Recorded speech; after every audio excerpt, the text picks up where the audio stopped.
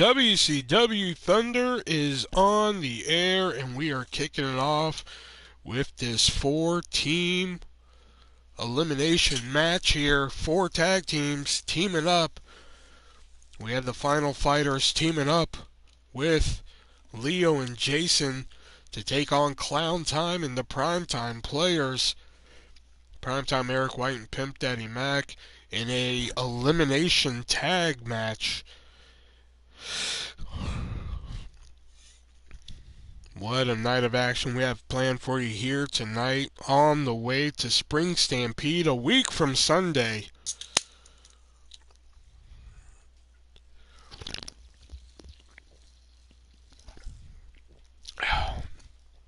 Oh, that's good.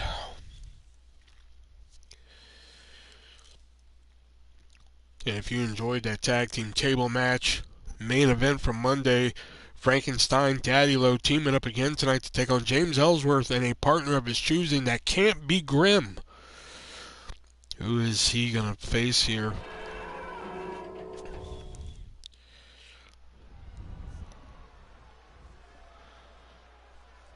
One second. Wow.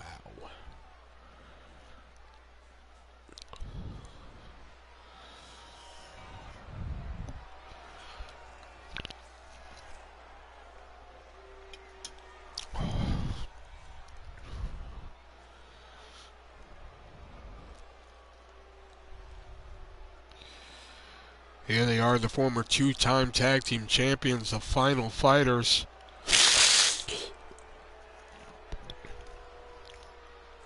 Where the hell did I put my phone? Oh, there it is.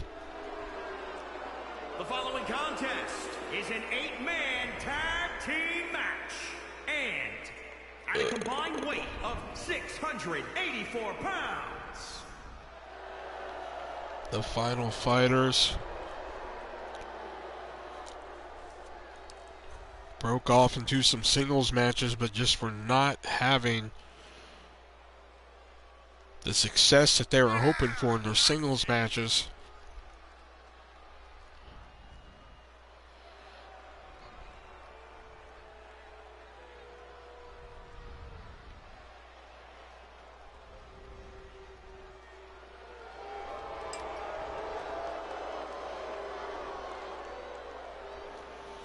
Just got your PM. Yeah, because I just sent it.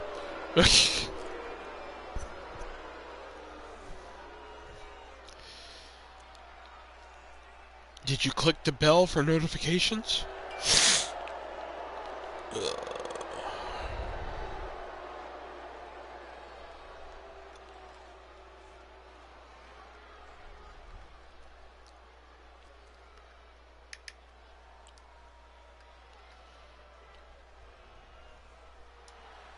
What the fuck? YouTube didn't send a notification.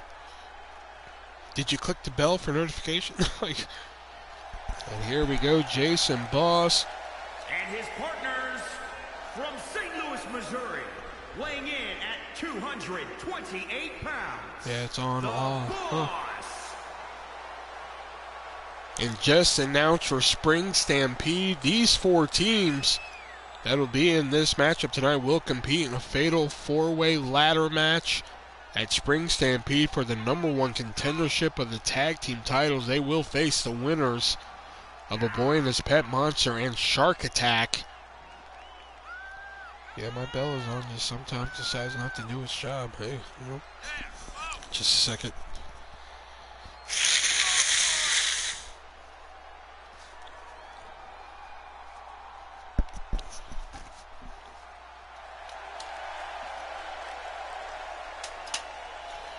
Got a brand new chair down here, so there we are. Oh.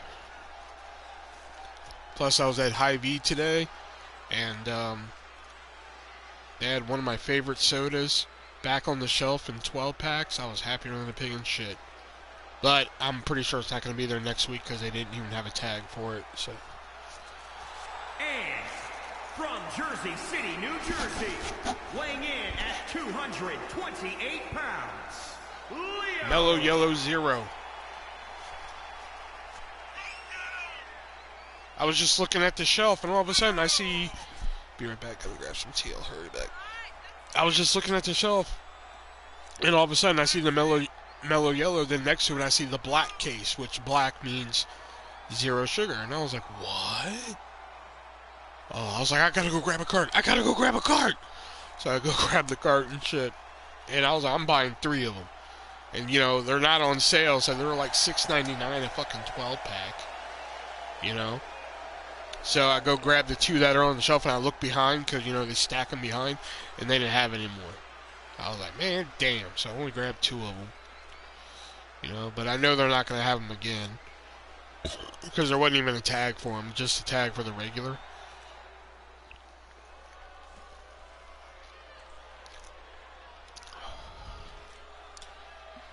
And here come their opponents. Clown time.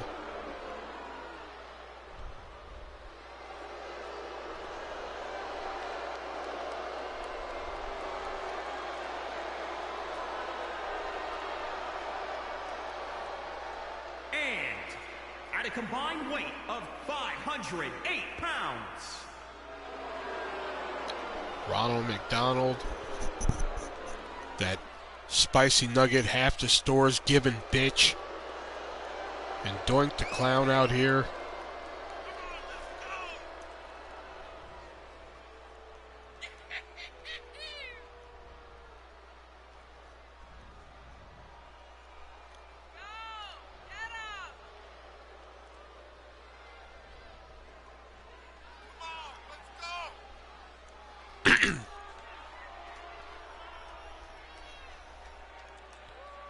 I had another phone call today that I picked up back at 7:05 minutes, so it's safe to say if we don't get notified, you always go.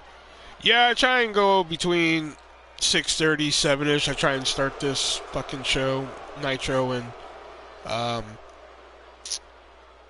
what's the show we're doing? Thunder. I try and start them around then so we can get all the matches in and shit like that. Unless a match goes long, like this one's gonna run long. That's why I'm kicking off the show with this one, because I'm setting up the ladder match they're gonna have at Spring Stampede. So. and from Tokyo, Japan, weighing in at 158 pounds, Prime Time Eric White.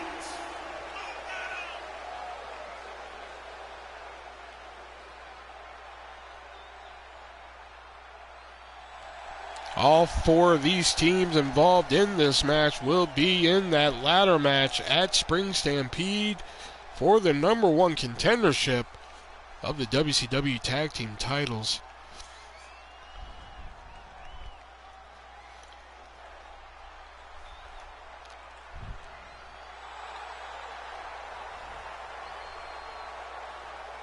And from Raleigh, North Carolina, weighing in at 197 pounds, Daddy Mac. Final Fighters hoping to get another shot at the tag team titles. They tried breaking off in the singles competition, but it did not go well for them. Had multiple losses. Decided to get the band back together here. I mean, yeah, you guys have been racking up tag team title wins. So, I mean, who did y'all beat? Yeah, y'all beat Tarman and Evil Dead on Monday. So, hence why they're not in this matchup. Yeah. Don't forget, tonight we're going to see that non-title Fatal 4-Way. Mason Black Knight versus Andy Kaufman versus the Voodoo Jester Bob versus the ArtistVersion1. Not to mention our 2 television championship matches. Slam Dunk making her first defense against Samantha Smart. And Slenderman on his 4th reign as champion, defended against PCO, the French-Canadian Frankenstein. Doink taking Hager down right away, tagging in Ronald McDonald. That fucking Hawaiian punch hiding bitch.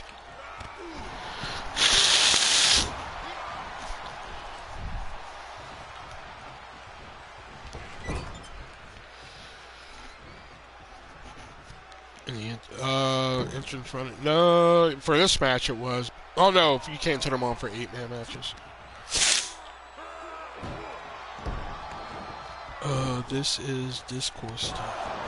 Huh?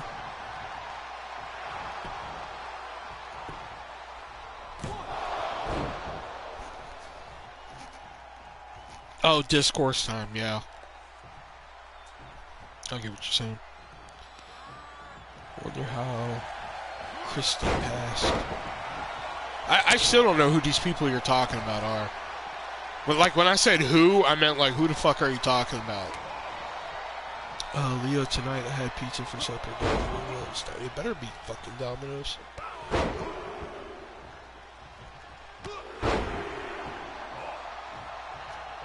I gotta have my hand surgery on the 23rd.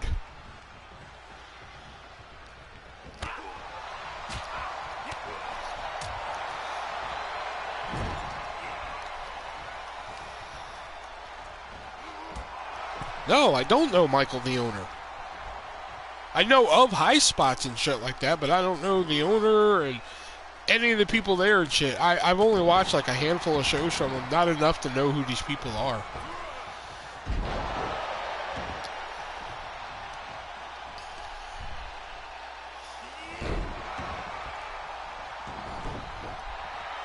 I mean, it sucks that his wife died and shit. I mean, I will say that, but... They don't have stuffed bread. They used to. They used to have the stuffed garlic knots, which were really good. But, like, right before I left, they got rid of them. Well, I wouldn't say left, but, you know. But right before I was gone, they got rid of those. And they did have the stuffed crust, of course. He does live, like, 2 times a week.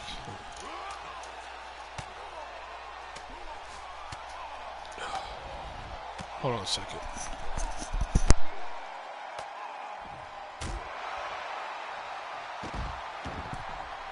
Alright, sorry. Right before you got assaulted. Yeah, pretty much, you know.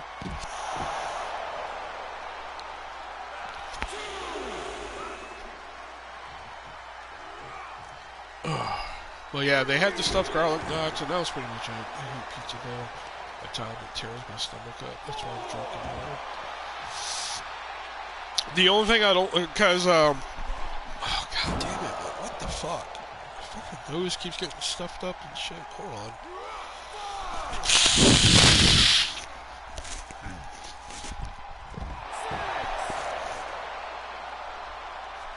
All right. The only problem I have with pizza now is whenever I order from Domino's, I order the white sauce on my pizza because, you know, I have that problem sometimes with indigestion that, like, I throw up in my sleep if I don't take my pills. So, yeah. A competitor has been Oh, eliminated. Jason Boss just got counted out.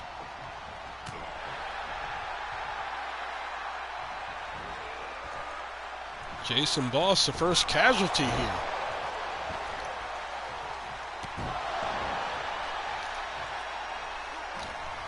Couldn't make it back in time.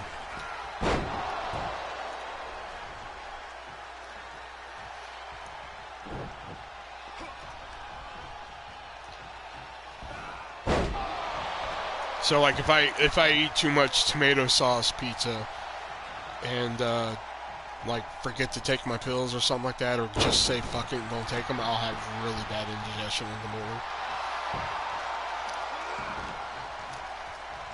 He had a strategy, baby. He knew what to do.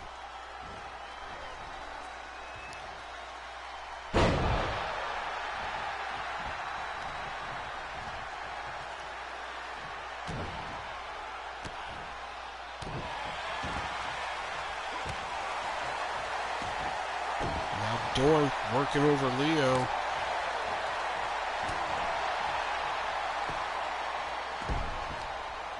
Leo taking it to Dorn here. He's going to tag in the big Russian Zangief.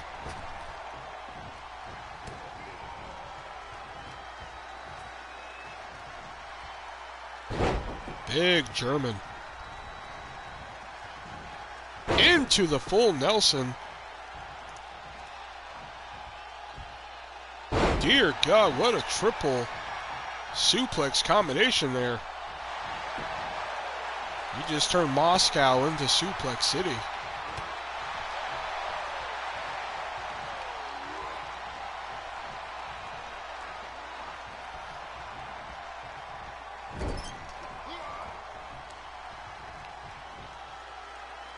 Although I will say I do miss getting like fucking regular sauce on my pizzas from fucking Domino's and Papa John's and shit sometimes. Don't get me wrong, I like the Alfredo sauce on my pizzas, but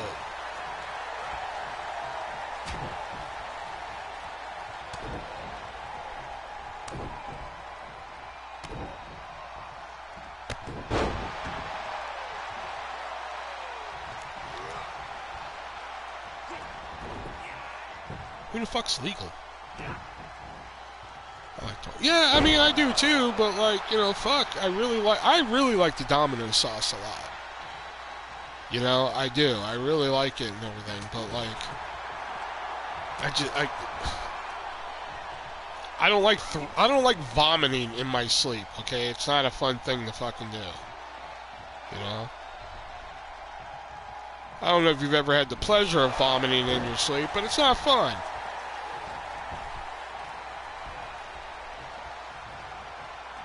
Apparently I have what they call GERD, GERD, gastrial something, I don't know what the fuck it stands for, it's an acronym.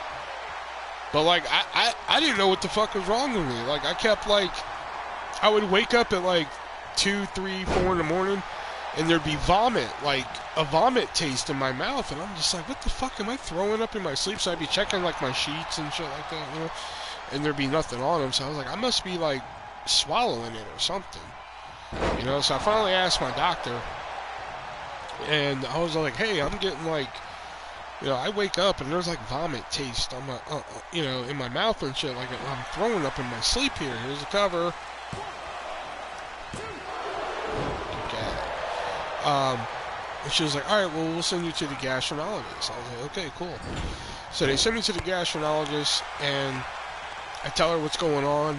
And she was like, okay, well, this sounds like you have GERD, you know? But she was like, I want to do,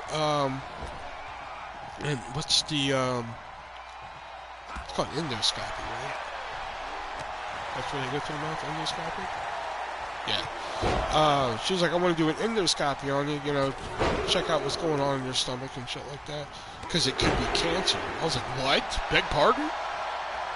I was like, how? You know, and she was just like, well, it's very rare in people, but, you know, in situations like this, it starts, this is how it starts, and I want to get in there and make sure you don't have any of the, you know, the signs that we look for and such like that, you know, because, you know, with your acid reflux, you know, what it does is when your acid comes up, it comes up to your throat, and when you swallow it back down, that acid's still there, and it burns stuff and everything. I was like, oh, fuck, dude. I was like, they're going to check me for fucking cancer. So, I go there that day, and, like, you know, I'm usually pretty, you know, in my later years, I'm pretty chill at the doctor. You know? I think there's only been, like, 2 times in the past where I've kind of, like, whoa. I had to sit down and be like, whoa, what the fuck just happened? And this was one of them. You know? Because, like, I'm just kind of laying there, and I'm trying to be chill, man, but, like, she kept checking my blood pressure, and she was like, your blood pressure's really high. I was like, oh, is it? You know, she was like, are you nervous? I was like, a little bit. You're about to fucking go inside and check, see if there's maybe cancer in me. And she was just like, don't worry, you know, everything's gonna be okay, you know, same shit. So, I go to the table, they knock me out, I wake up, however many minutes later, oh wait, here's a cover, is Eric out of here? Nope. And the doctor was just like, okay, everything went great and everything, and like I'm still like half knocked out and shit, you know, so like I can barely like comprehend sentences and shit or speak them, and like the only thing I could gather, she's trying to walk out and leave, She's like, everything went fine, everything, you know, we'll let you know about your results. And I'm like trying to grab her shoulder, like, uh, uh. She sees I'm trying to say something, and she was just like, oh, I'm sorry, what? And I was like, cancer. Like, that's the only thing I can say. I'm like, cancer. And she was, oh, no, we didn't find anything like that, no. I was like, okay, that's all I wanted to know. I don't give a shit, then. I don't give a fuck what you found, then. You know, but, like, I gotta stay away from, like, spicy foods. Like, I can have some spicy food, but I can't just, like, eat it predominantly, you know, and I can't, like, I really should, like, I did the one chip challenge one time. I really shouldn't have did that. You know, I did the Death Nut one time. I really shouldn't have did that, but I didn't make it to stage 4. You know, shit like that, so. But, like, I just can't do it, like, on a constant basis and shit like that. And, like, shit that gives me indigestion, you know, like, basically anything with tomato in it. You know? That's why, like, fuck, like, when I order pizza from Domino's, you know, like, I used to get, like, extra sauce. Because, like, you know, fuck, I love their sauce and everything. So I get pepperoni, chicken, extra sauce and shit. Oh, shit. You know, and it did taste great and everything. And even when I would take my medicine, it'd be so much, you know, acid in the tomato that I'd wake up with indigestion and shit. And I'm like, oh, fuck. You know, like, my sister, she's making hamburger helper tonight. And I'm sure if I eat a lot of that, I'm going to wake up with indigestion. You know, so. Some things are worth it, like curry. You know, we're a Japanese family, so we eat some curry sometimes, and, like, that's fucking worth it. I'll fucking suffer through some indigestion for some curry and shit. You know? That gives me the shits and fucking indigestion. I don't give a damn. I'll sit there and eat all that shit. And chili. We make, like, homemade chili and such. Well, not homemade, obviously, but canned beans and shit. I eat all that shit.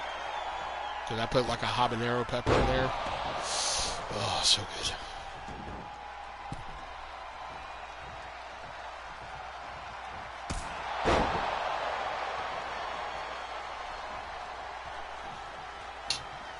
Alright, we still only got one elimination, that being Jason, who got counted out. Yeah, spicy nuggets are good because they're not too bad. But, like, I can't, like, the one chip challenge. Like, I couldn't eat, like, fucking one of those a day. You know, that would not be recommended, obviously, and shit. Like, the one time I did it, you know, that's okay. And even then, it was fucking rough on my stomach. I wanted to fucking die.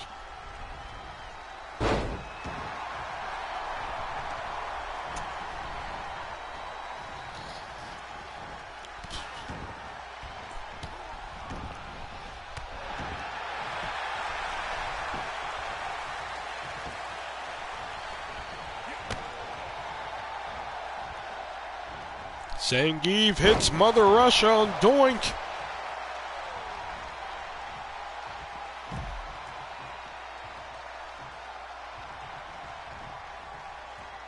That one chip challenge was rough, man. I ate that chip and everything, and a lot of grunting involved in that shit. Did the video, made a video for it and everything. Half an hour after that video, I'm fucking laying down coloring, right? And all of a sudden, my stomach was just like, hey, remember that chip? It's down here now. And I was like, oh, I was like fucking dying. I was like, make it stop, please make it stop. I'm like, oh God, it was painful.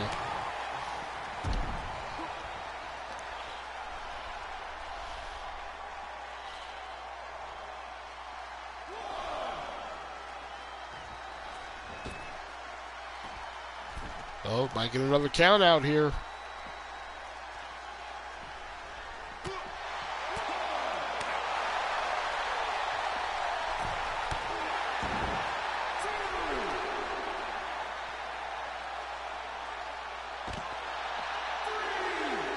Death Nut, I was done at like level 2. I was like, this sucks. Then I got to level 3, and I was just like, oh my God, this fucking... Ooh, I had to stop after level 3. I was like, I couldn't do it.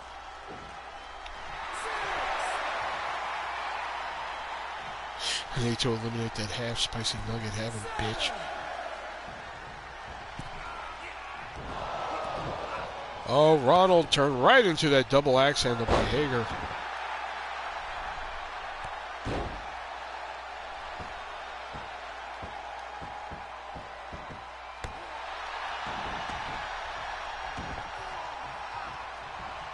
Tagging in big Zangief here. Oh, he's setting them up. Are we going to see the red cyclone bomb? Picking them up. Red cyclone. Power bomb. That is it for McDonald. Take me, old mama, put me to bed. But Pimp Daddy. Oh, Pimp Daddy tried to break it but couldn't get there. And it is now even Steven. It is 3-3. I believe prime time. And Zangief for the legal men here. Big size disadvantage here.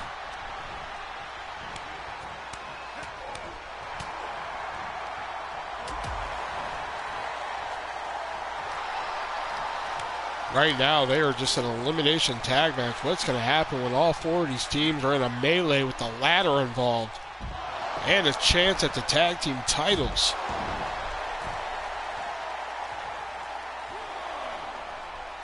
Final Fighters, no stranger to ladder matches. They defeated Shubs and Nick in a tag team title match and a ladder match.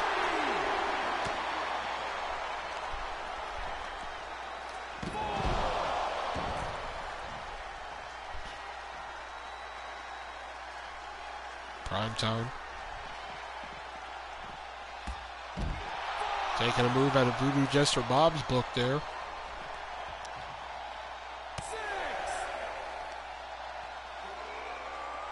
Up to a 6 count on the floor. Bulldog.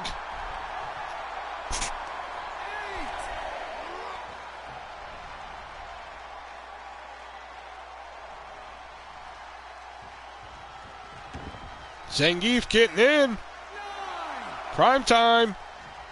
Taking his time here. Is he going to make it in? Just barely making it in. And oh, what an elbow to Zangief. Taking the big Russian down.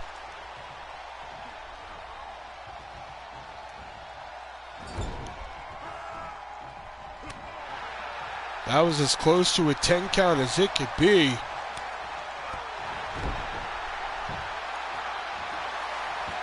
Too close to the ropes there, that big Russian.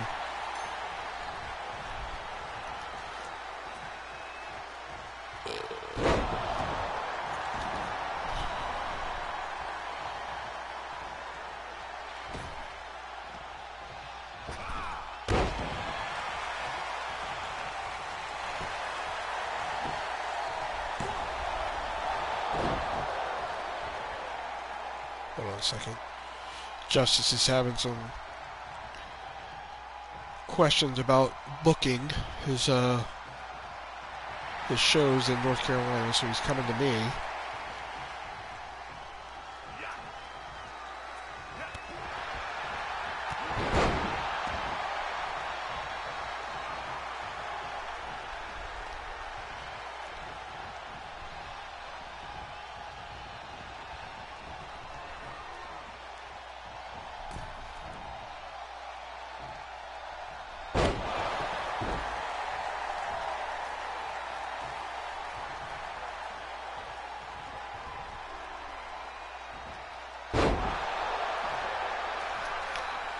And then I was explaining something to Justin. Justin's like, yeah, that makes sense. I was like, yeah, I know. Don't ever doubt me. And he's like, yeah, I figured I'd come ask you. You know about wrestling stories? I was like, duh.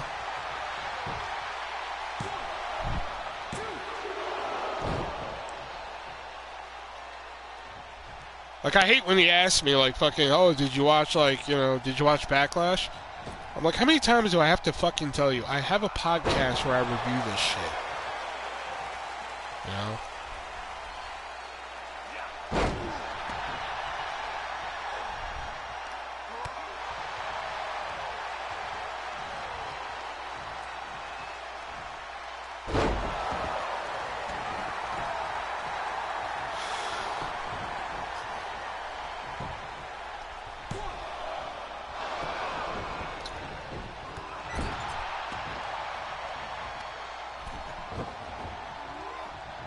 Oh my god, that was annoying the piss out of me. Nope, it was Bob Orton. No, it was fucking Paul Orndorff. No, it was Bob Orton. I'm sure it was. No, it was fucking Orndorff. Look it up. I don't need to look it up because I know I'm right. Oh, Leo setting up for Heart of a Lion. Heart of a Lion. No! Doink saw it coming.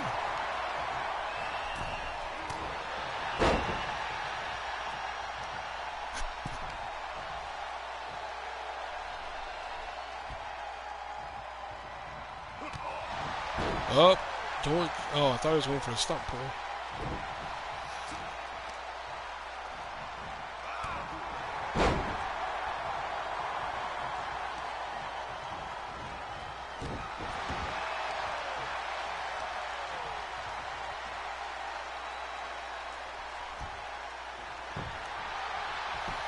Cover on Doink. Oh, Doink just barely getting out.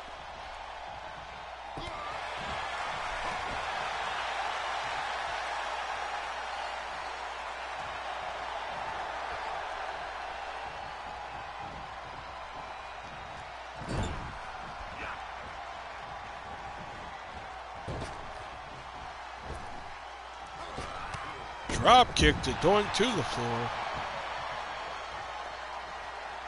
And then tagging in Big Zangief.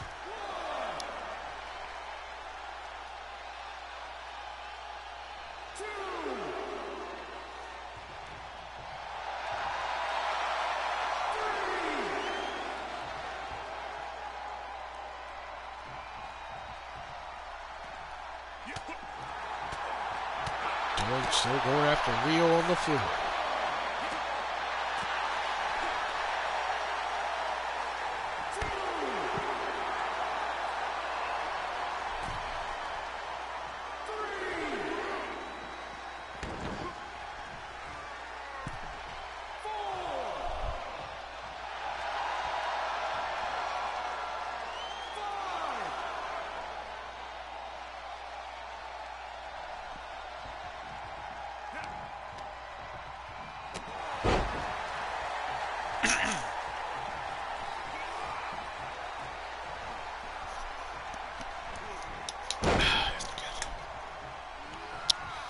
And a brain buster! Oh.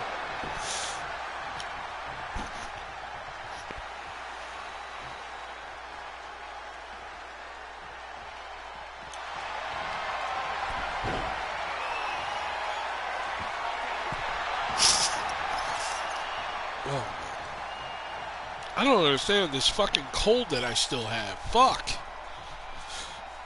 Ronald McDonald was eliminated by Zangief.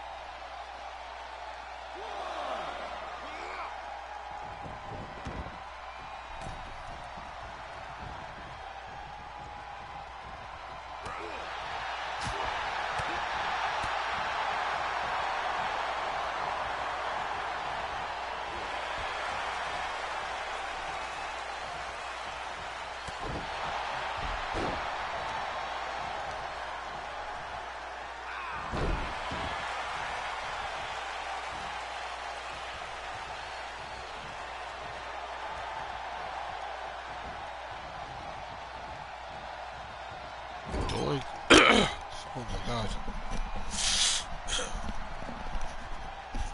Doink in prime time, setting up a double team here. Big back body drop.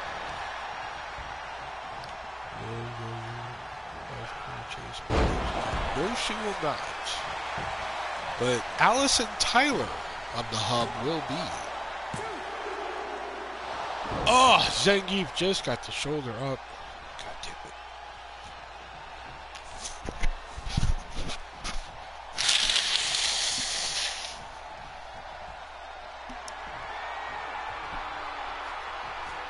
Prime time setting up. Zangief, are we going to see it? Prime time live!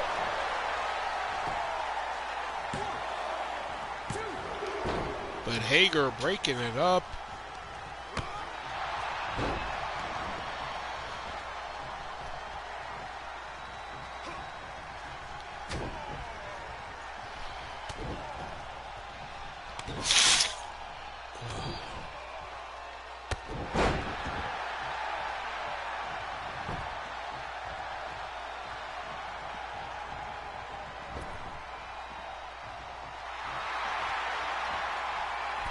Leo setting up prime time. Heart of a lion and overshot it.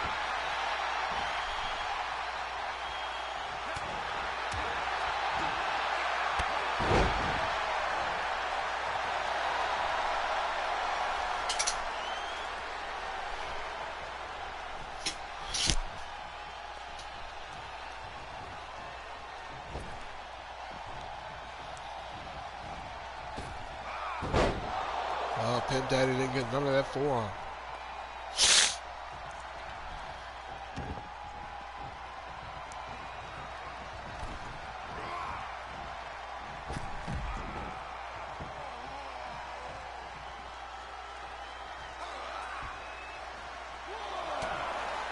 Pimp Daddy tried attacking Leo.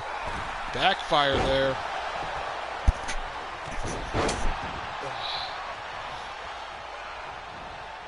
Sidewalk slam on Leo.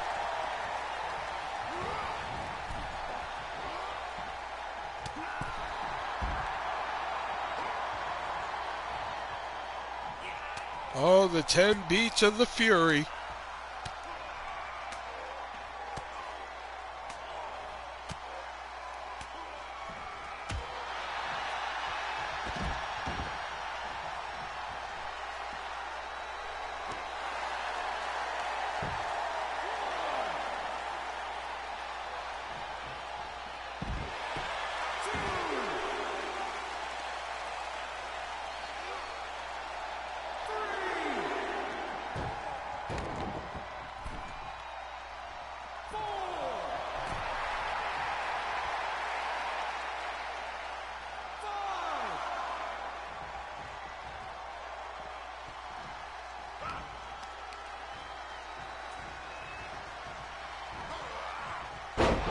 Big suplex by Hager.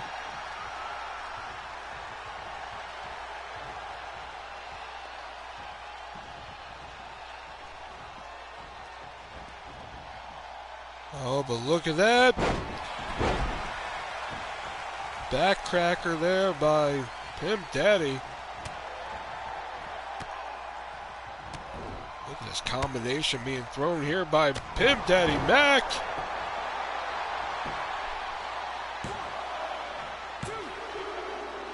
Zangief again getting out of it.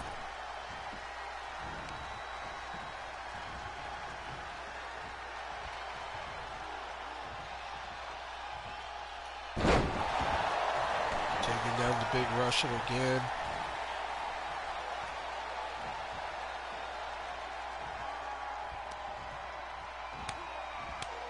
Oh, look at these smacks to the face. Just pimp slapping him. And again, catching him with the backcracker.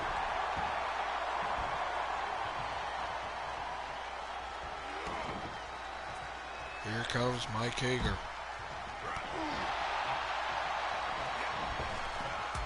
Hager caught with the big forearm.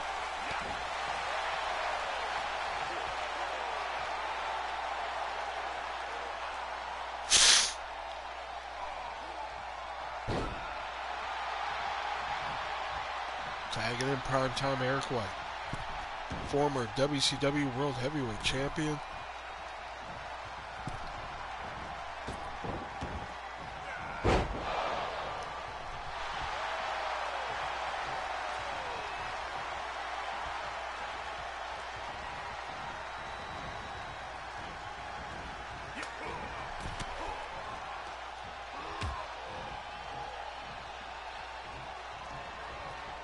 This is how much the WCW Tag Team titles mean to these teams.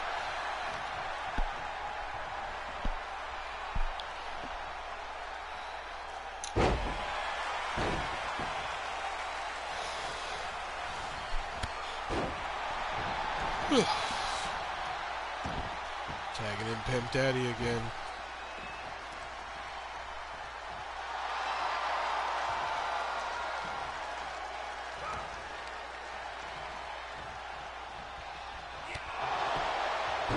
Get to the face.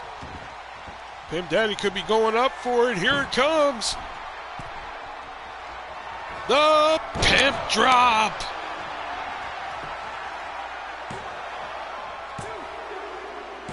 Hager is eliminated. It is 2-on-3 here.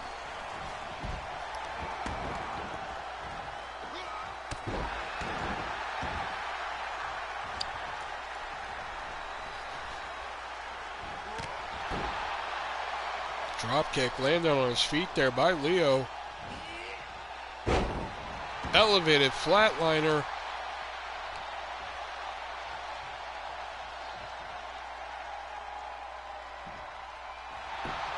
Here's a cover.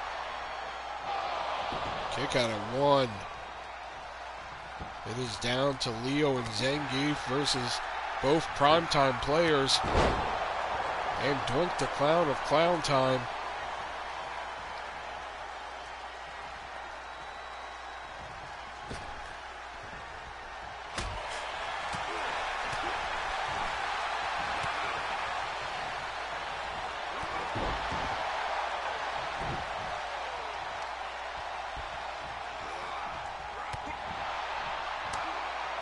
There's that pimp slap to I'm Pimp Daddy.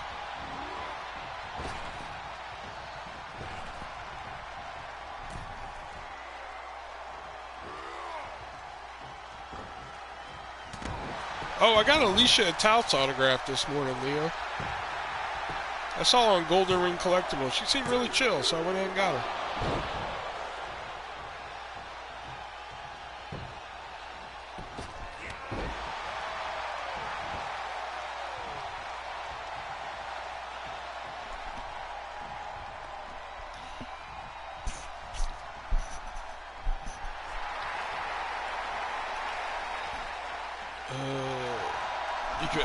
No, because Brian had these like 8x10 photos that were they were essentially oversized trading card pics, and they look pretty cool. So I just had her sign the section where the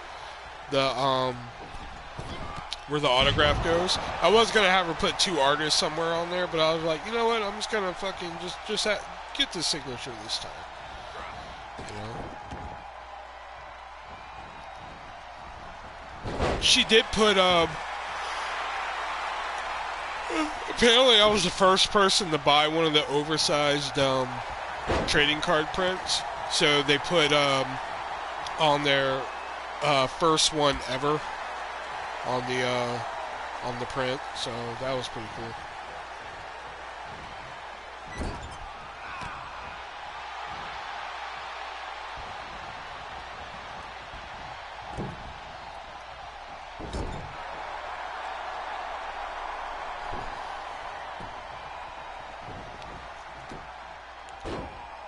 Yeah, it was pretty cool. It's a pretty cool photo.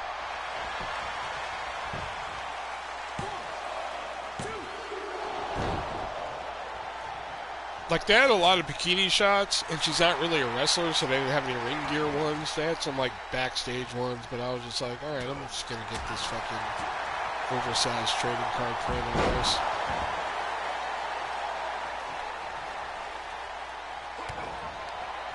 Here it is, prime time live on Zangief.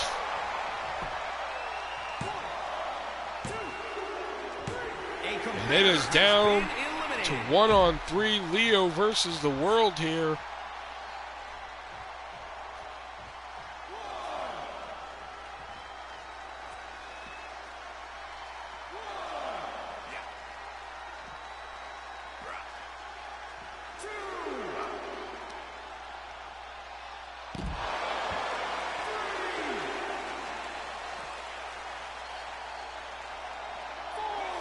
No, you're 1-on-4 the last time. It was a clean sweep.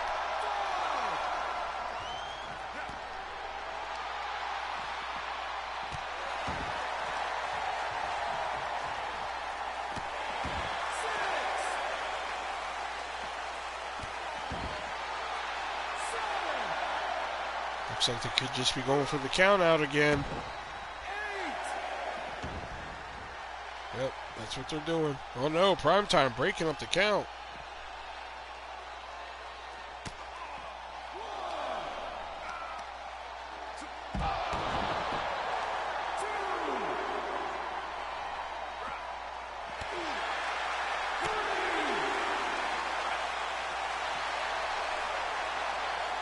What a way to kick off.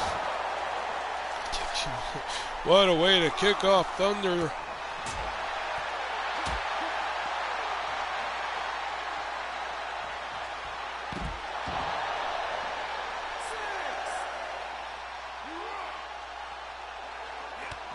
You bug beefy sons of bitches, y'all suck.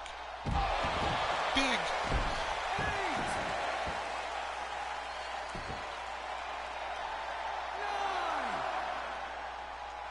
And it looks like this is how there it is. Primetime again, eliminating Leo and Jason the exact same way.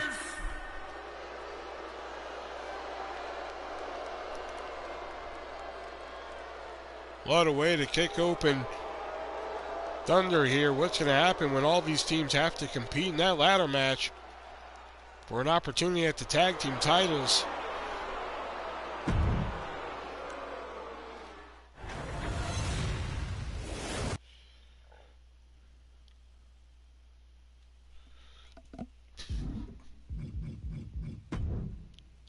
But notice how he had to count you out. He couldn't keep you in the ring.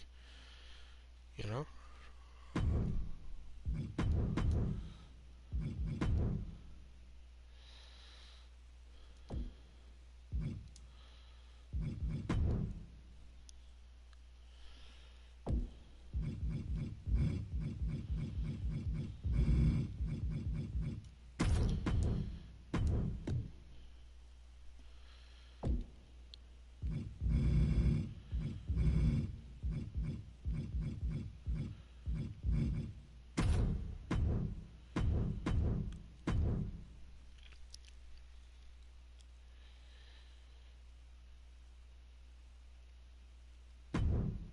Next up is our first of two television championship matches here tonight.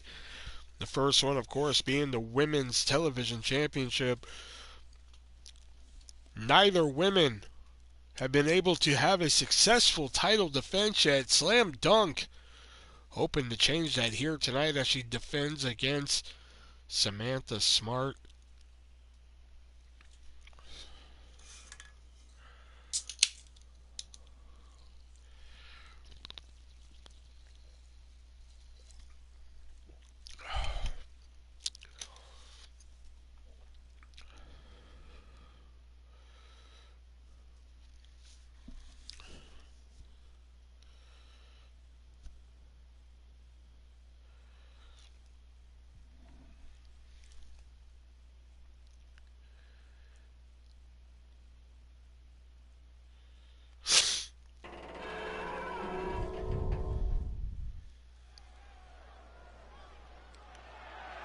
The following contest is a no-holds-barred match and is for the WCW Women's Television Championship.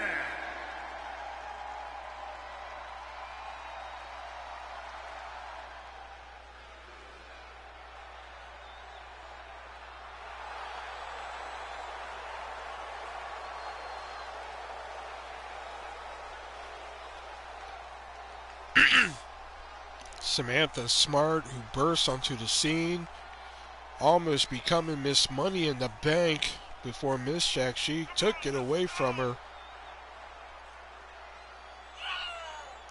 But now she is looking to become the third Women's Television Champion, which right now her odds are good considering no woman has been able to have a successful championship defense here.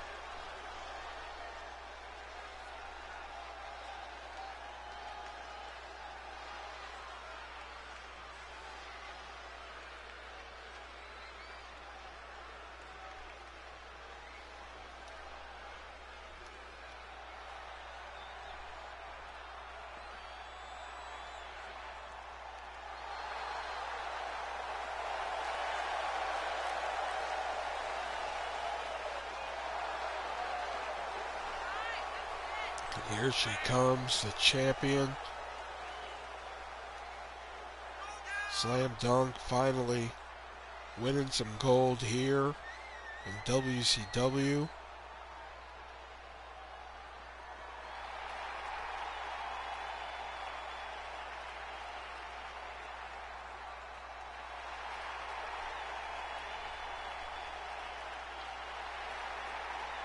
My favorite soda of all time, Diet Coke with lime. Close second would be, no, Diet Coke with lime. Probably behind that would be Diet Coke with lemon. Introducing the challenger from Indiana, Samantha Sharp. And introducing the champion from New York, she's the WCW Women's Television Champion, Sam Duncan.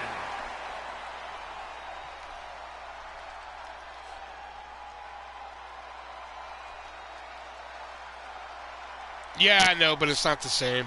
I've tried adding lime juice, adding the lime, it's not the same.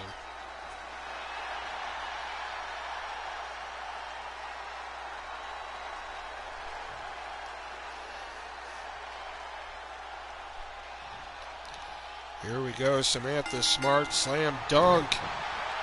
Slam dunk taking it right to Smart here, and right away, pump handle power bomb here.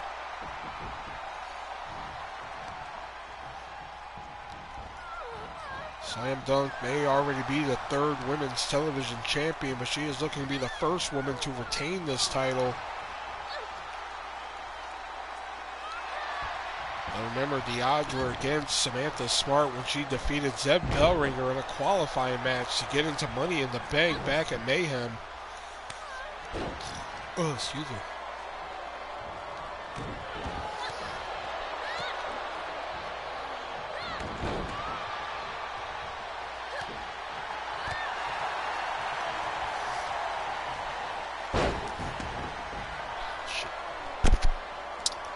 Smart into the second rope here. Big chop to dunk, taking her down, going for the cover. No.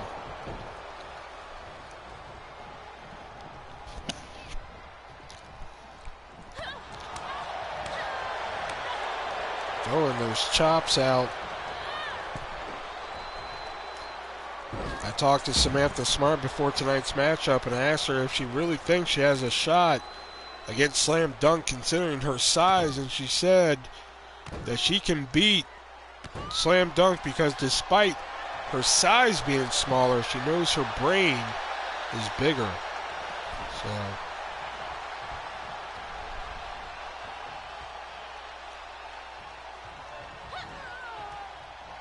but right now, Slam Dunk is physically overpowering Samantha Smart here.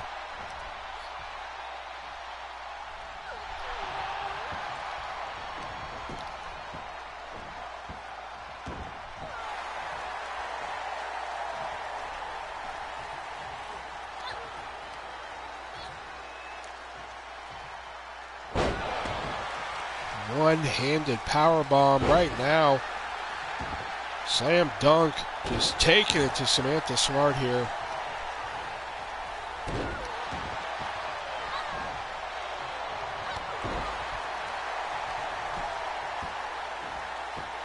Now just choking her. Here's a cover. No, Smart still in this matchup here.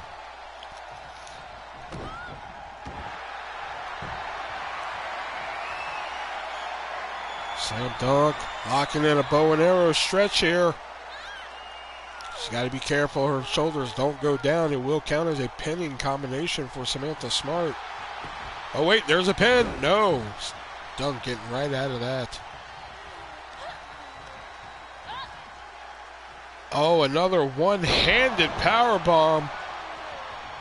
The size of Slam Dunk may be too much for Samantha Smart to handle despite how big her brain may be.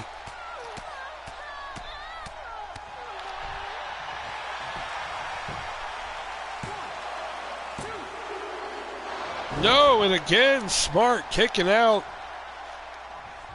Samantha Smart showing it's not the size of the dog in the fight, it's the size of the fight and the dog here.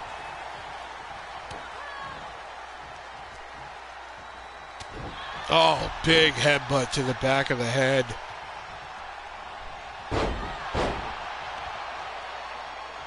At what point though does Samantha Smart just say okay and just stays down for that 3 count and live the fight another day here?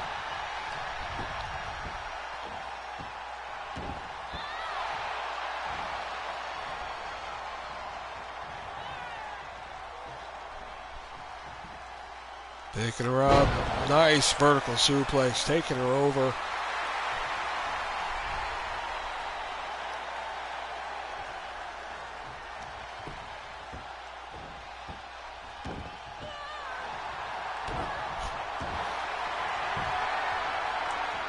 Oh, another bow and arrow stretch.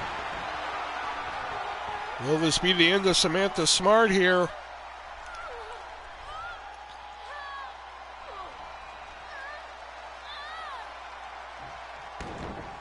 No, refuses to tap out. Here we go, big headbutt. Samantha Smart barely any offense here, but she is just staying in this matchup. Oh, going up top. Big splash for Smart, got the knees up.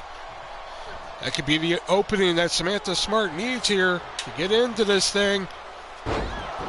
Throwing down, slam dunk. Picking her up. Big DDT. Whoever knew women's champion, women's television champion. No. Slam dunk. Still in this.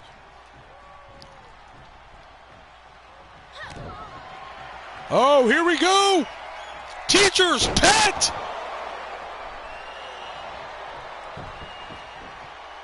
Is that it? We have a new women's television champion! I cannot believe that fucking happened. I did not plan that.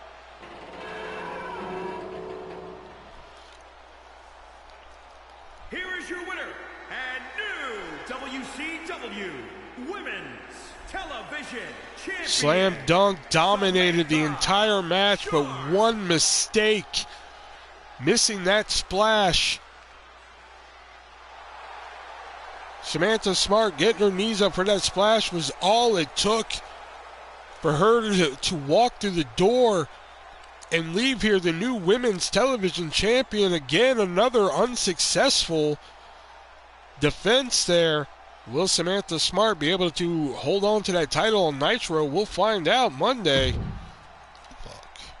I really thought, man, I was hoping to give Slam Dunk a run. Fuck.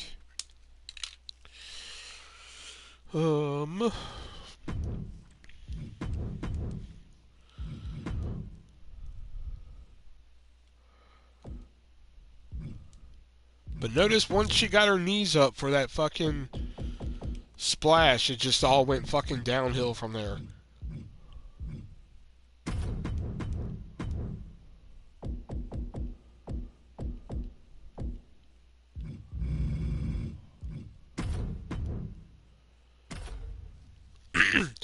Next up here, one half of the WCW Tag Team Champions taking on Kevin McAllister, one half of the number one contenders here.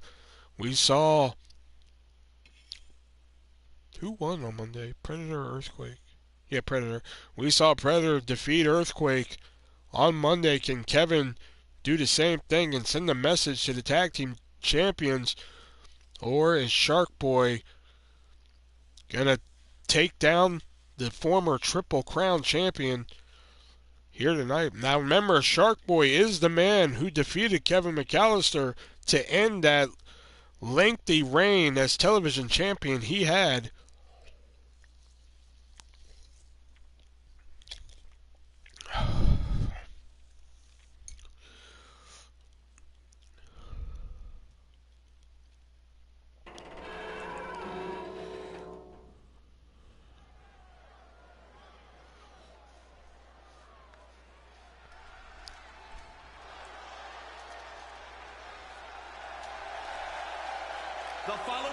contest is a no-holds-barred match.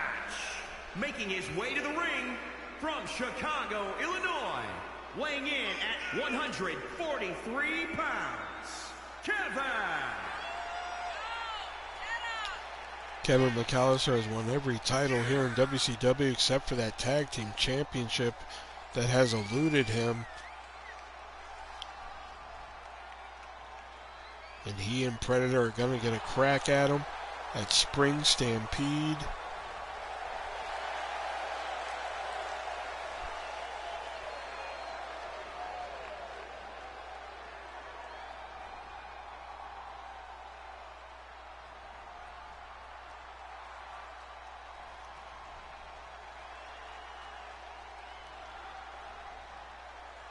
And his opponent from the Caribbean, weighing in at 223 pounds, one half of the WCW World Tag Team Champions, Shark Boy!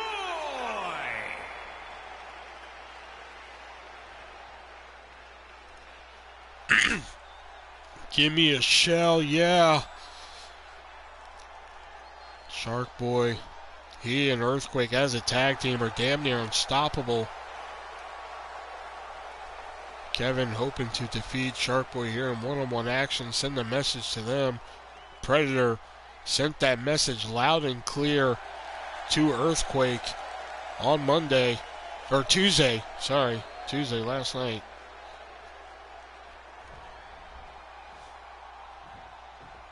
Will Kevin be able to avenge that loss to Shark Boy over that television championship, or will Shark Boy be able to defeat Kevin McAllister yet again? But Kevin taking it right to Shark Boy here.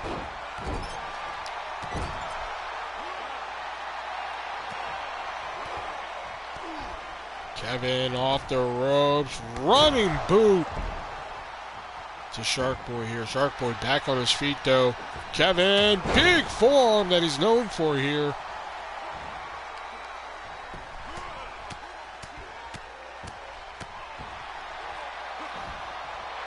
Shark Boy back up, taking it to Kevin, catches him with a DDT, nicely done. Oh, then a kick to the ribs. Kevin fighting back, these two going back and forth here. Big backbreaker. Into the elbow.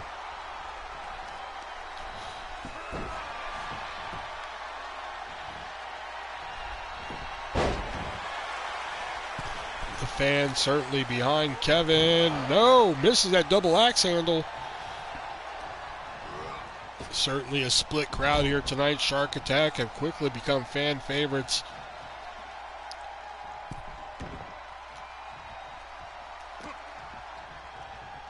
And, oh, big forearm on the floor here.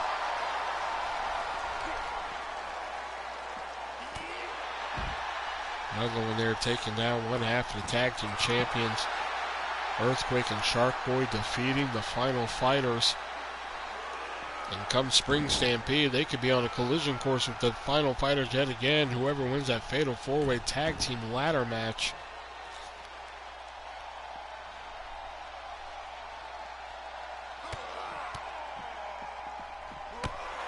What a knee there by Kevin. Doesn't take Shark Boy down. Hey, Shark Boy, look at this. Taking down Kevin on the floor.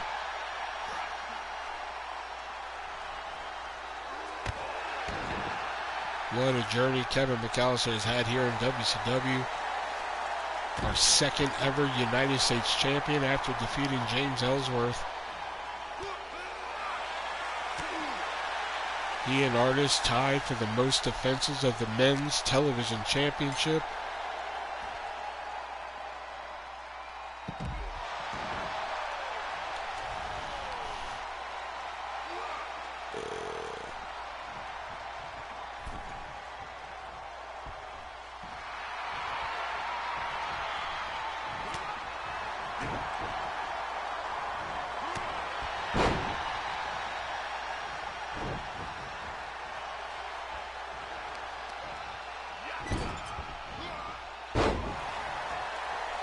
Sorry about that.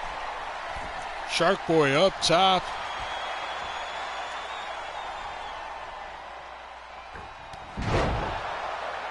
And he hit Kevin with something there. I don't think he got all of what he wanted, though. Oh, here's a cover. And then, of course, Kevin defeating the Voodoo Jester Bob to become the World Heavyweight Champion. And Shark Tom Bomb.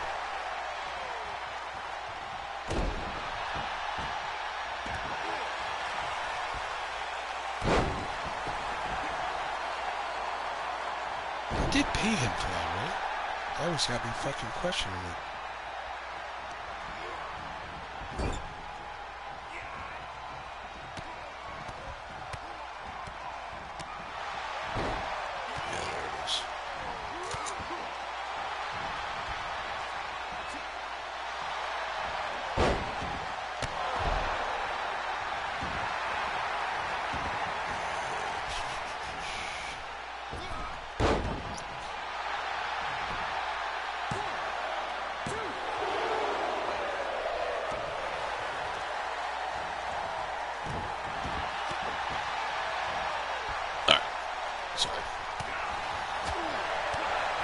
Kevin, Northern Light suplex, nicely done to Shark Boy here. And Shark Boy with a kick to the top of the head, catching him here.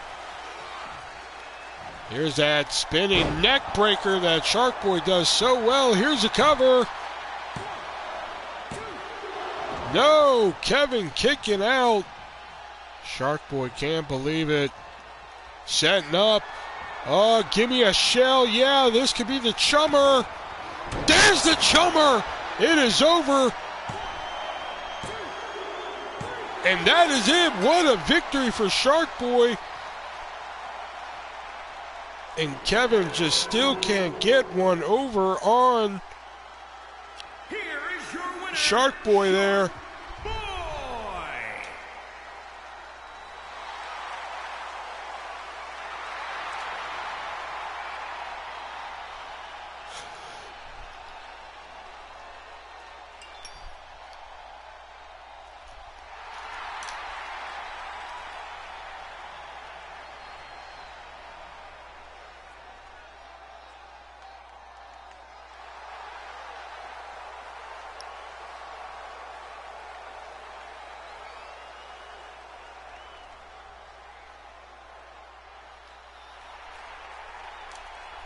God damn it, Kevin.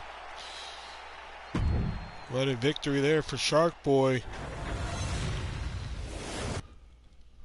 What's going to happen when those two teams meet 2-on-2 for the tag titles?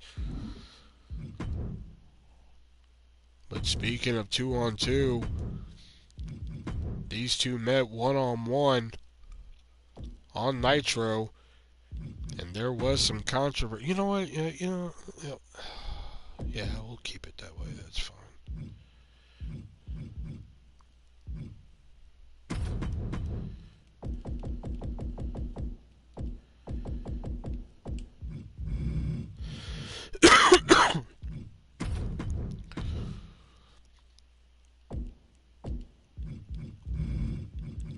So the Blob went out and found himself a tag team partner.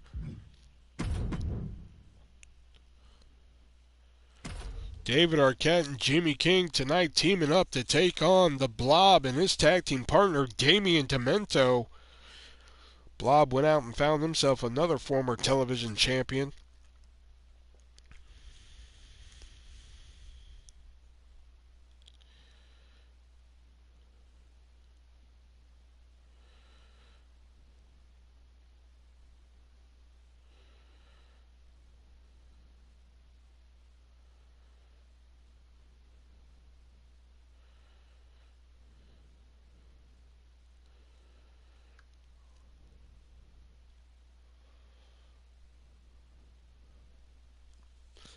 Blob, you better win. Monday night, Blob had the win, but then Arquette, using some chicanery to distract the Blob, and was able to hit him with the slingshot and pick up the victory out of nowhere here.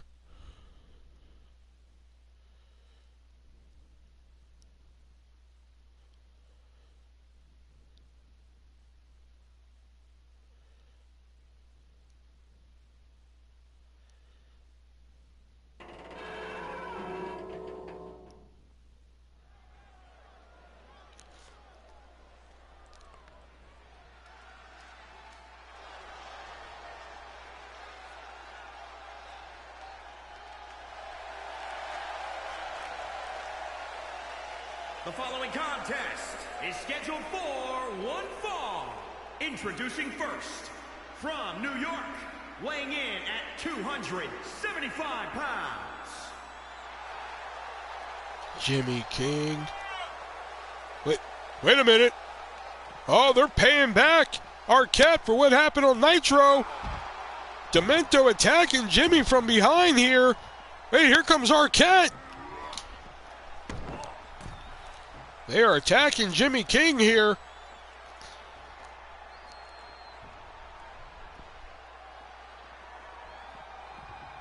Blob going after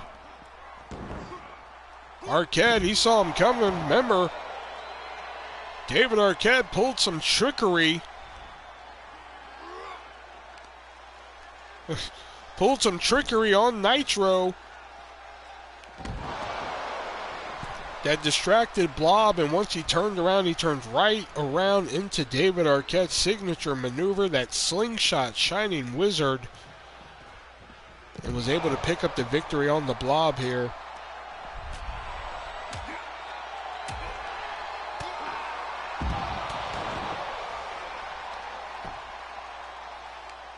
We got to get this under control here. Otherwise, they're going to call off the match because it's a normal tag match. Referee's got it under control here.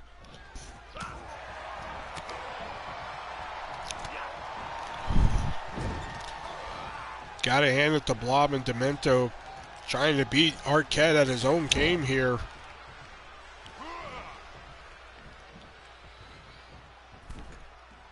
Now, we mentioned that historic reign that Artist and Kevin McAllister are tied for at five defenses of the television title, but we cannot sleep on the Blob, who has 4 before he ultimately lost that title.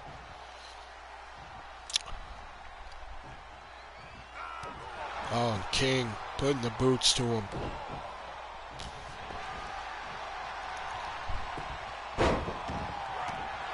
What a partner Blob went out and got. Went out and got himself Damian Demento, this psycho. How he was able to talk Demento into this when Demento's talking to so many voices in his head, I'll never know.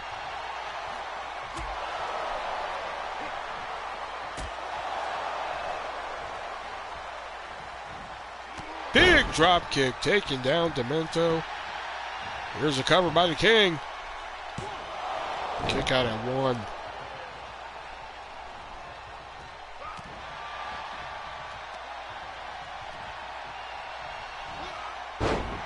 Neckbreaker there by the King. Demento back up. Oh, but King caught him into a DDT.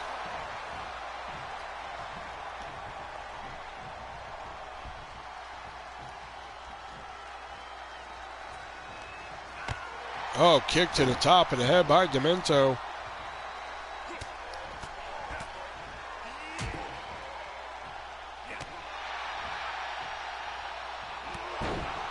Look at that kick to the face by Demento. This is one sick bastard here.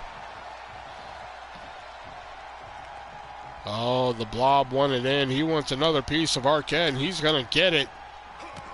Oh, but Arquette fighting back.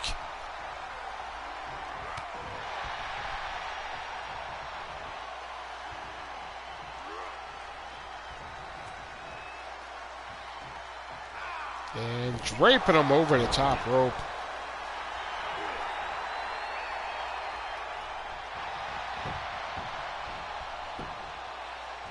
Cover by Blob. Kick out at 1 by Arquette.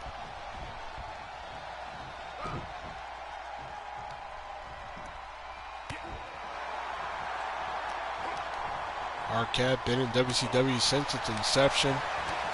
Only the television title to his name. Back in February, had a chance to become the world champion. One mistake made it all go away, which led to Kevin McAllister becoming the world champion, defeating the Voodoo Jester Bob.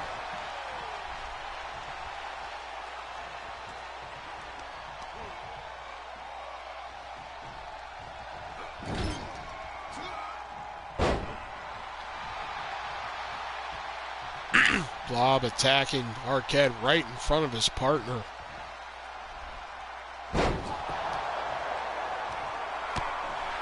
Arquette again getting out of this situation here. Putting the boots to him.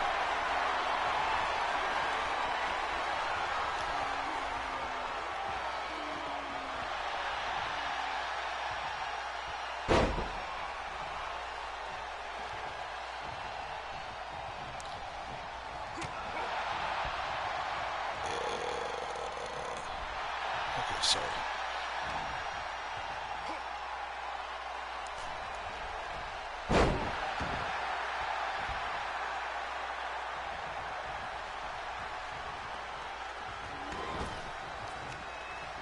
Arquette tagging the king in, Blob tagging back in. Demento.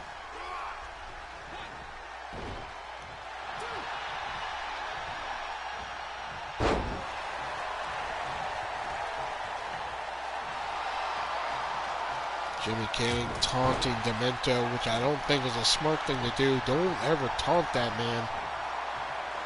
Oh, by the way, moviesarusa.net back up after they close for inventory, and you can now order The Pope's Exorcist. Just saying.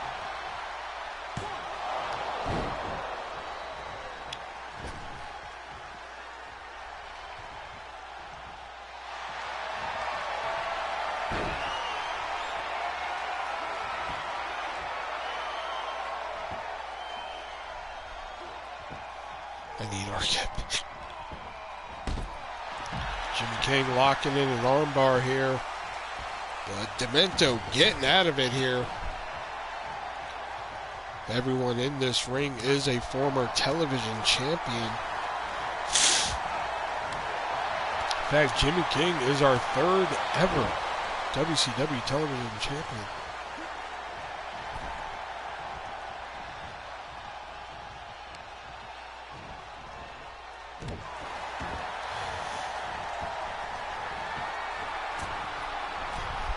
Arquette up top. And big elbow right to the chest of Demento.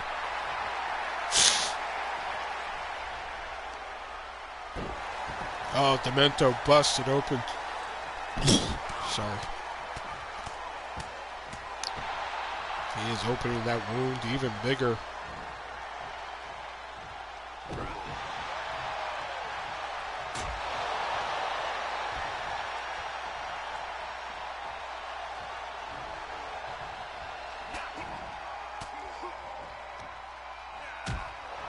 That dude really have gold on his dick? David Arquette? Yes, indeed.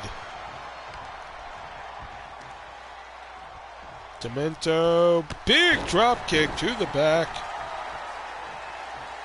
Oh, he's going to let Blob get him a piece of Arquette again after the chicanery that happened last night on Nitro.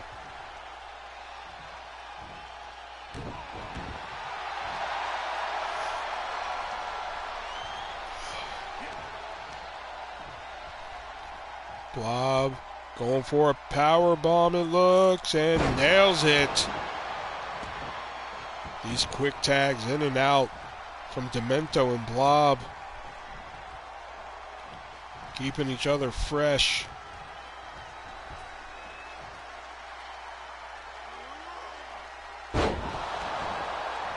Oh, and Devin, just so you know, the birthday was like last week, and I never got House Flipper, so like, what the fuck, man?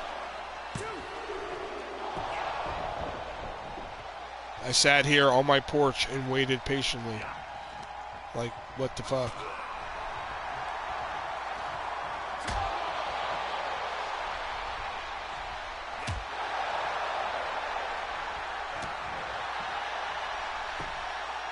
Rolling elbow by Arquette. Arquette heading to the top rope. He could be looking for the eight-legged freak. There it is!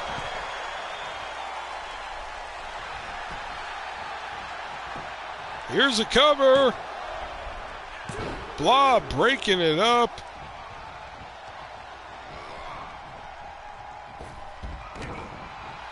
Blob hit Demento with that 8-legged freak.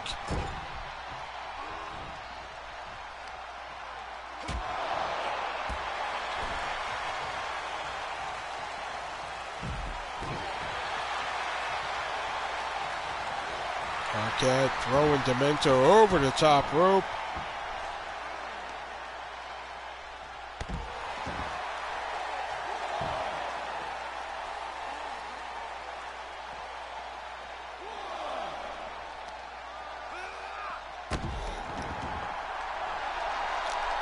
Arquette whipping Demento into the guardrail. We are seeing a more vicious side of Arquette here.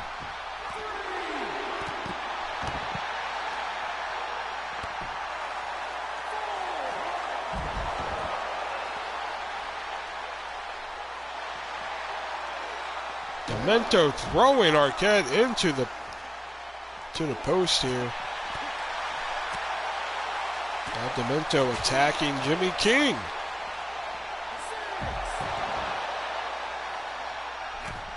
Arquette heading back into the ring, and Demento got to make an example out of Jimmy King here, but no, he throws him back in. Blob thrown in by Arquette. Everybody thrown into the ring.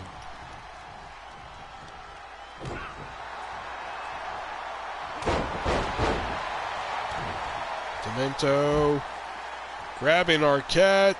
Oh, here it is, the Mind! The Mind Eraser!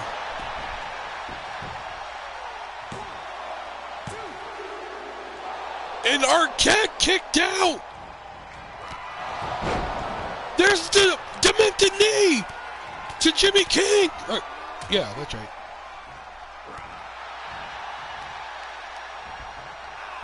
Damian Demento ran and hit Jimmy King with the Demented knee. Wait a minute! Slingshot!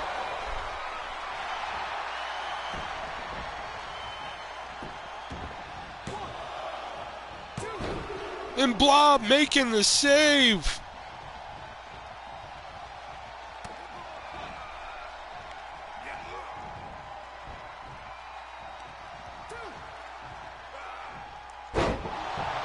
Demento with a big back suplex. Is that enough?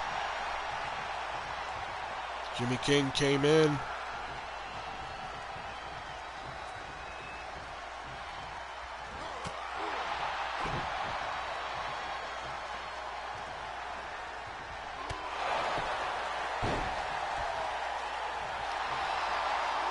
Jimmy King wants to tag and gets it.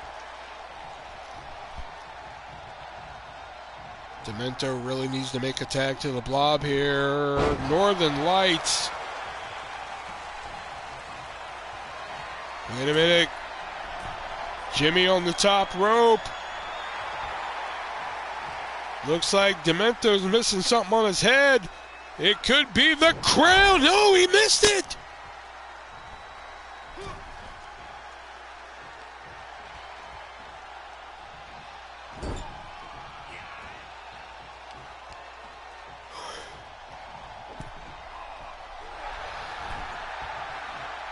Jimmy King was looking for the crown and didn't get any of it.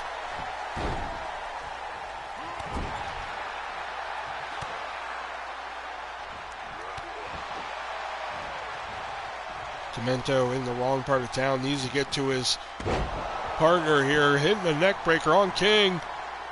Tags in the Blob.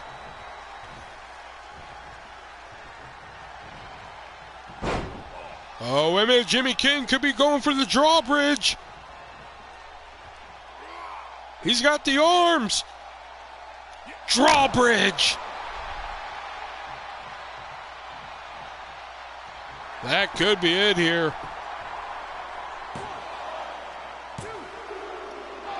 No, Blob kicking out.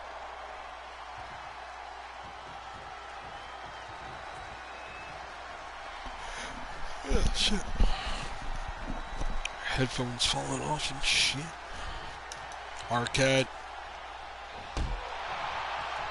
putting the boots to Blob. Arquette heading to the top. We're going to see another 8-legged freak splash. We are 8-legged freak. from the top.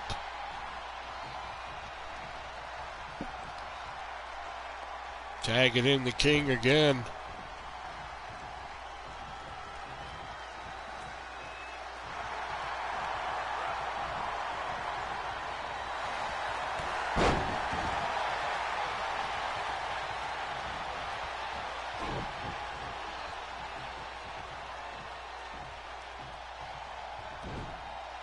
Neck breaker, that suplex into a neck breaker.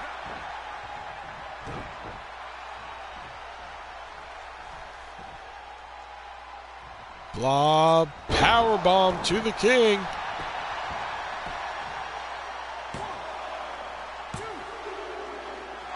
No, and the King able to kick out again. Here it is, the Wild Thing. Good night. Oh, it's the splat attack.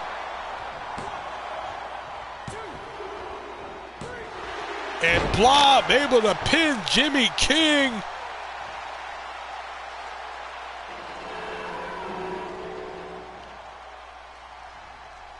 Here are your winners. Damian Demento and the Blob making one hell of a team here tonight.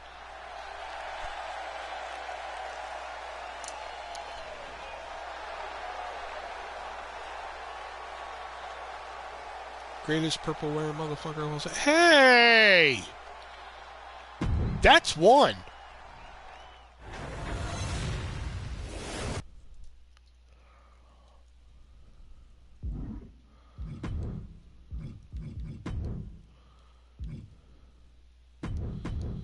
No, you didn't. You watch the show every fuck week.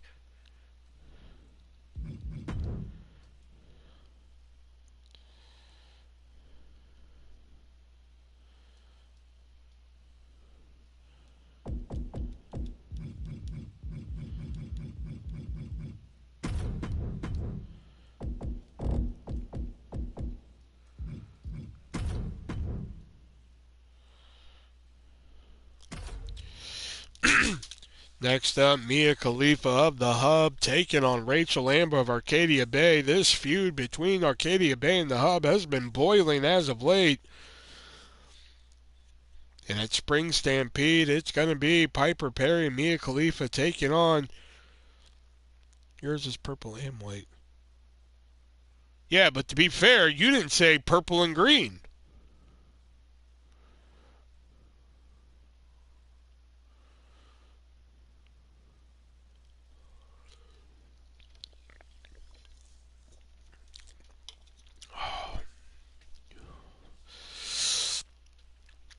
At Spring Stampede, it will be Mia Khalifa and Piper Perry taking on Rachel Amber and Chloe Price in a Texas Tornado match. I had chicken cutlets today with rice. That sounds pretty good, to be honest.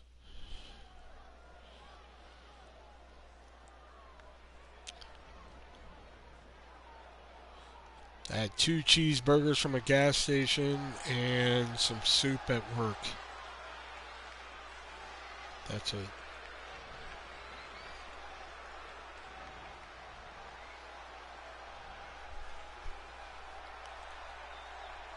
The following contest is a no-holds-barred match. Making her way to the ring from Beirut, Lebanon, one half of the Action Champions, the Princess. Is there a Parker's over there? No. Or if there is, here, I'll check. If there is, probably in Davenport. That's where everything seems to be.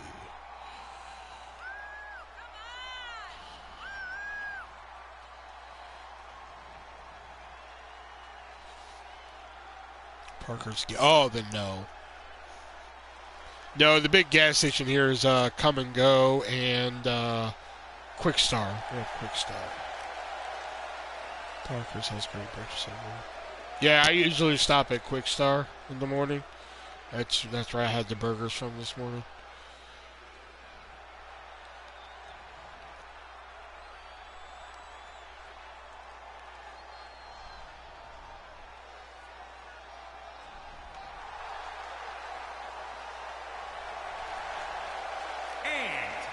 From Long Beach, California, Rachel Amber. Rachel Amber of Arcadia Bay, former WCW Women's Tag Team Champion, her and Chloe Price. That's a nice type of breakfast tomorrow for a sausage, egg, and cheese biscuit before work. Yeah, like every day at Quick Start they have like a special. So like on Tuesdays it's like they have pork rib sandwiches, barbecue pork rib sandwiches for like $1.69. Like today, what was it? Cheeseburgers for $1.69. Every Friday they have fish sandwiches for like I think $1.69. Like tomorrow, what's tomorrow? Tomorrow's Thursday, so I don't know what it is on Thursdays.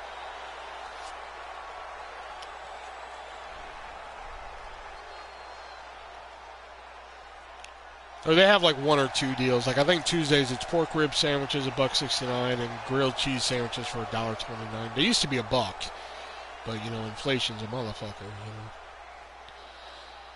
Plus they have this burger. It's so good. It used to be like $2.99 or $2.69 or something. Then it went up, but it's a hamburger patty, of course. Egg, bacon, and cheese. It's a breakfast burger. Oh, so good. And Mia Khalifa with a beautiful Northern Light suplex starting off this match against the Tempest of Arcadia Bay, Rachel Amber.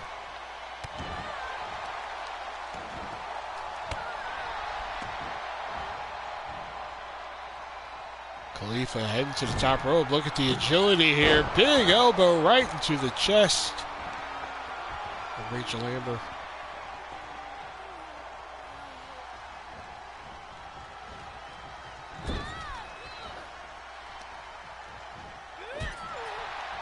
Mia Khalifa taking it to Rachel Amber here. Oh, Mia Conrada here. This feud between the Hub and Arcadia Bay coming to a boiling point. What's going to happen in that Texas Tornado match at Spring Stampede a week from Sunday? Beautiful Northern Lights of Rachel Amber's own here.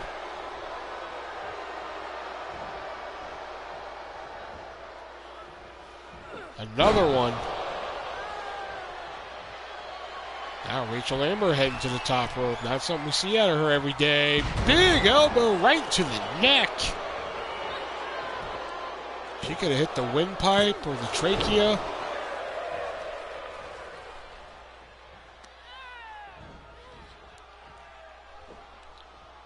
Fisherman Buster there. Both of these women former tag team champions. Mia Khalifa has held it on 2 occasions. In fact, one time I believe actually beating Arcadia Bay for it. No, I think Blood Pack beat him for it. Oh, no, I forgot I said that. Double underhook suplex there. Elbow to the top of the head. Got to hand it to Rachel Amber.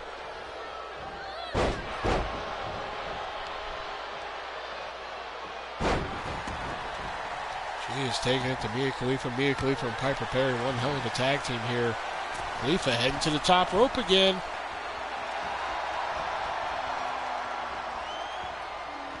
And she went to the well one too many times.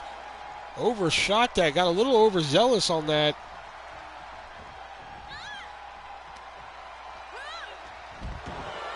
Rachel Amber tossing Khalifa to the floor. Rachel Amber heading to the top rope.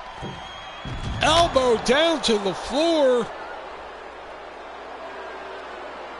Arcadia Bay sending a message to the women of the Hub.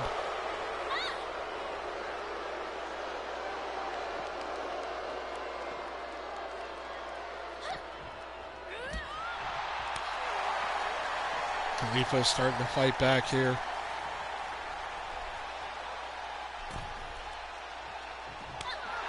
What a slap in the face. Snapmare off the rope. Big, but no. Rachel Amber out the way. Caught it with an elbow.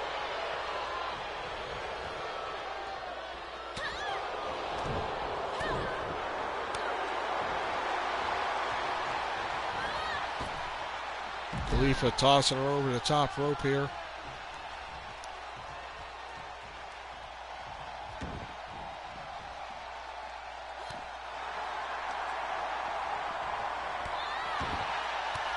Don't forget that main event. Frankenstein and Daddy Low teaming up to take on James Ellsworth and a partner of his choosing. Who has James Ellsworth found to team with him? Because we know it's not going to be Grim.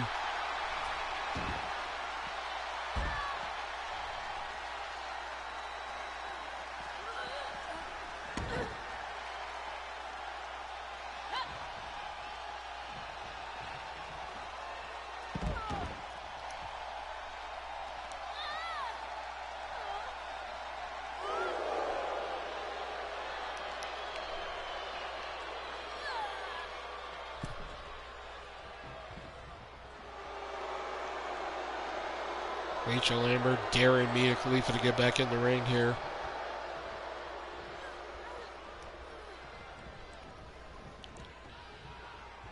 Throws her into the turnbuckle. I did not have Rachel Amber dominating Mia Khalifa on my bingo card here for tonight, but it is happening here. Going for a cover. No, Khalifa kicking out. Knee to the top of the head. Dear God. Oh, Rachel Amber was going for that bay kick there. Go Chloe Price. Well, she's not in this match. There's that heel kick that Khalifa likes to use. And, oh, Rachel Amber showing some fight here.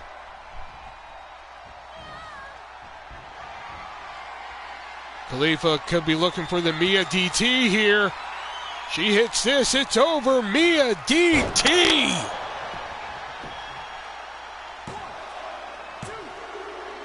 And Khalifa picking up a win over a very game Rachel Amber here tonight. A week from Sunday, the Hub in Arcadia Bay will meet in a tornado tag team match.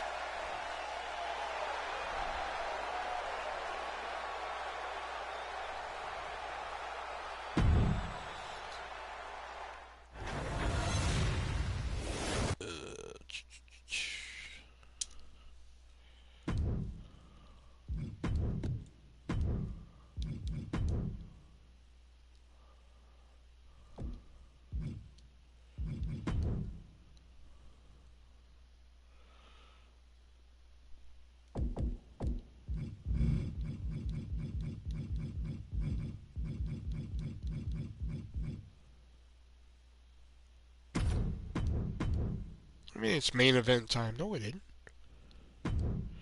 We still got this one. We have 1, 2, 3, 4. So 5 matches left.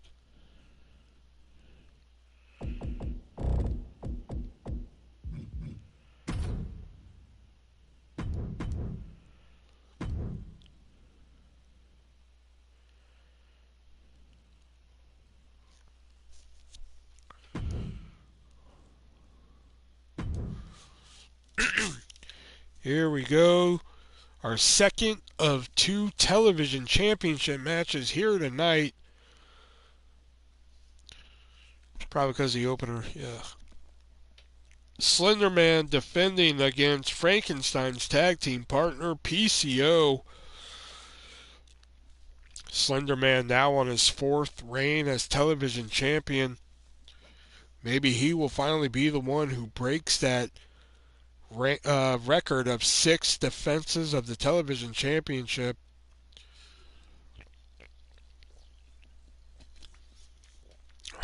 First, he has to get past PCO, or is PCO going to make it a very short reign as television champion. Slenderman defeated Zenith last night on a special Tuesday edition of Nitro to become the champion again. The following contest is a no-holds-barred match and is for the World Television Championship.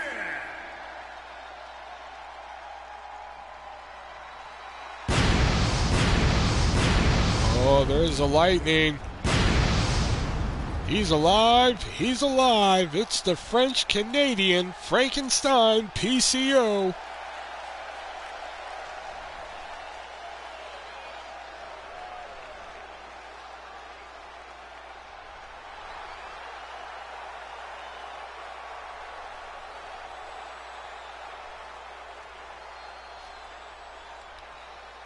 PCO been teaming with Frankenstein lately, but tonight he is challenging for the television championship. As we know, Frankenstein will be teaming with Daddy Low here later tonight to take on James Ellsworth and a partner of his choice.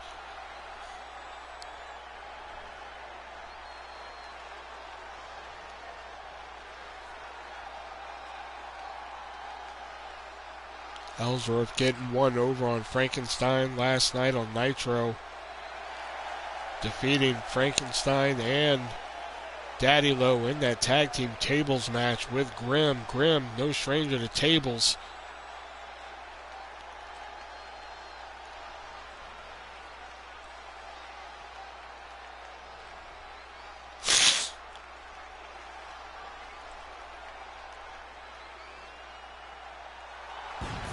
And there's the champ.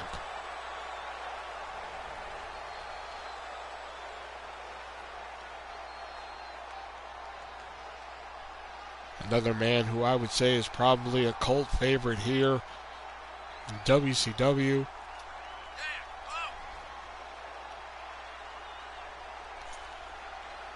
He and his partner, Eric Draven, one hell of a tag team.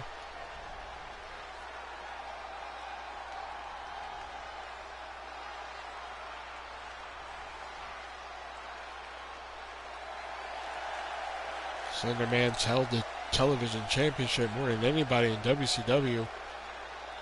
Only one other person has held that television title more than once, and it is Jack Frost. And, oh no, two others. I'm sorry, Eric Draven, also a two-time television. Let's send it down for formal introductions. Introducing the challenger from Montreal, Quebec, Canada, weighing in at 341 pounds, PCO.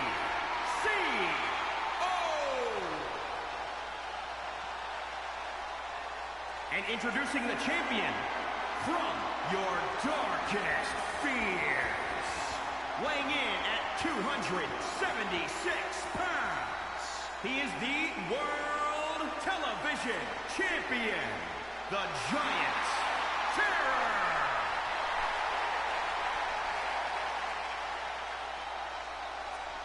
Slenderman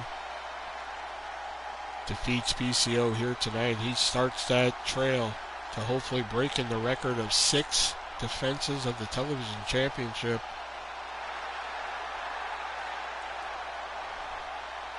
Here we go.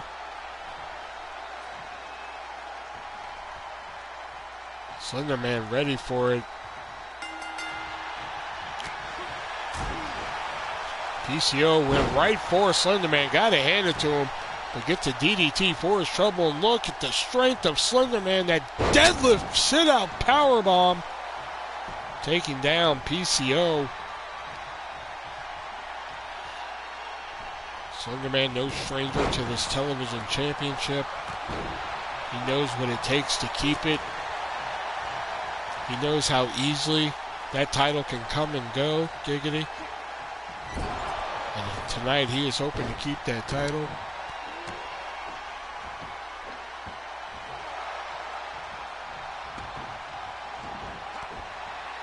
The smart Frankenstein is falling. One that almost understood. Here's a cover. Kick out at 1. Going to take more than that to keep down Big Slender. Big clothesline into the corner.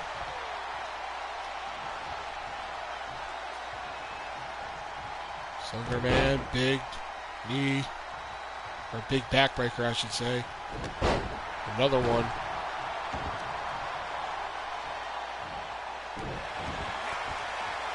Yep, he is. He's getting a world title match at their next big show.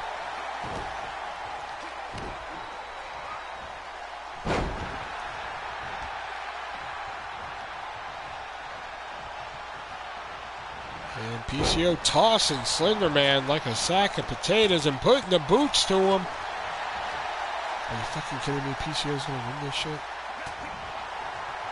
I made this match specifically knowing that Slender Man can beat him. Well, that's what else he did with Slam Dunk and fucking Samantha Smart. We saw how that worked out.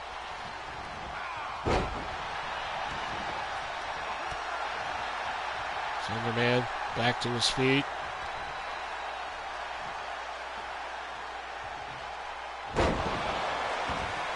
Yeah, I'm sure he is. And discus punch by Slender Man. And look at the strength again on display. Picking a PCO from the mat into the air. And dropping him.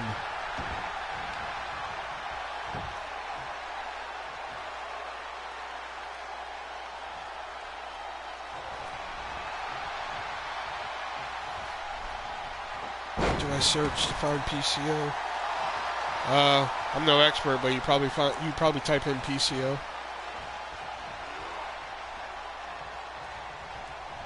I mean, just a theory. And big splash by Slender Man.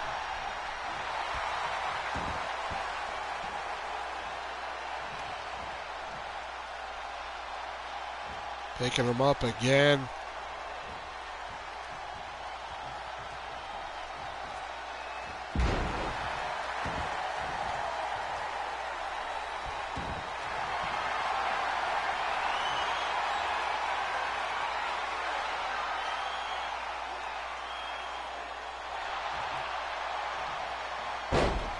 PCO tripping up the champion here. Draping him over the top rope. And a big splash by PCO. PCO north of 200 pounds, almost 300. Oh, the Slender Man fighting back. And a power slam. Oh, picking him up from the mat. Oh, the Dominator. Is that it? No, PCO still in this. Oh, the book is written, but there's some pages missing. The 7 pages. No! PCO reversed it! PCO had that move scouted. Heading to the top rope. No! Went for the shoulder block. Missed it. Hogan hasn't been in Impact in fucking, what, 15 years?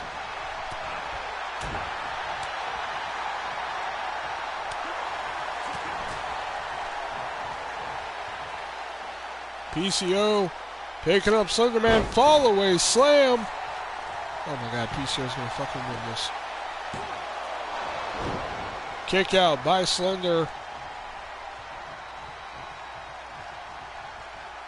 PCO heading to the top rope yet again. Oh, but thought better of it that time. What a television championship match this is here.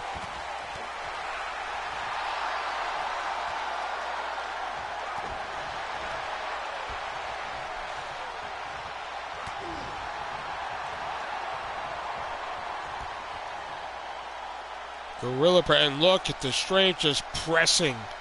Just a second, guys, hold on.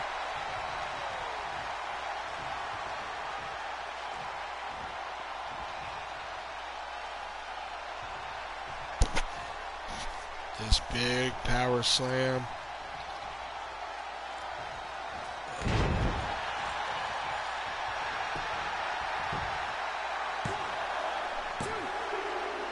And Slenderman retains after that beautiful suplex.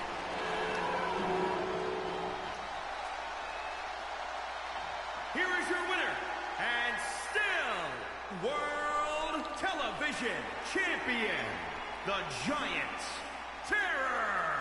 Slenderman retaining the television championship. On his first defense, 1 down, 5 to go. If he wants to tie the record, 6 if he wants to break it. I thought PCO was going to have his ass, to be honest.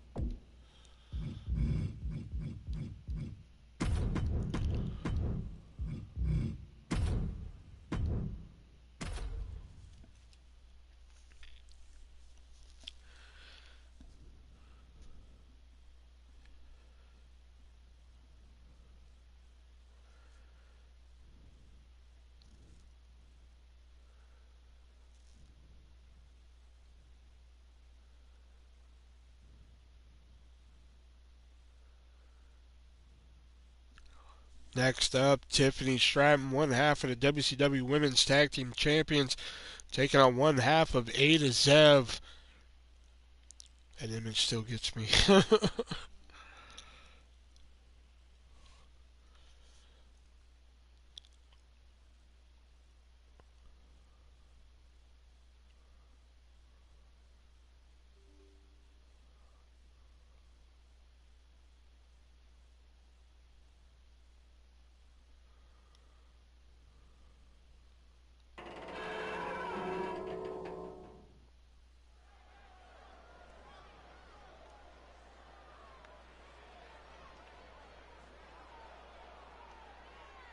Hold on a second. Hold on. Yep. The following contest is a no-holds-barred match. Making her way to the ring from Forest Lake, Minnesota, fuck no, I gotta slice the tomorrow. WCW World Women's Tag Team Champions, Tiffany Strongman. Tiffany Stratton. Tessa Blanchard took a loss to Zev Bellringer last night on Nitro. So Stratton hoping to pick up one on Tyler here tonight.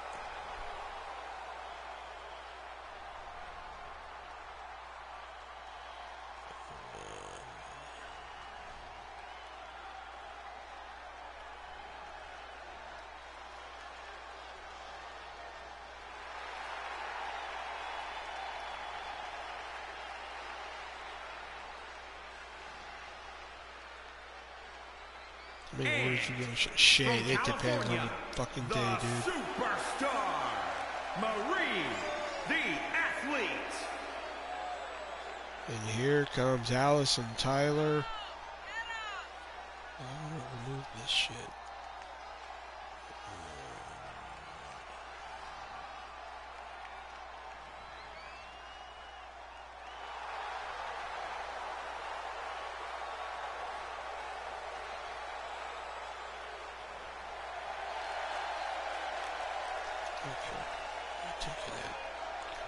Okay.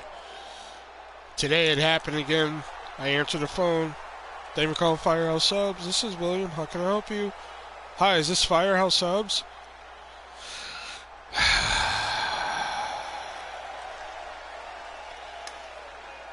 Would you like to kick me in the nuts? What'd you say? Nothing. How can I help you?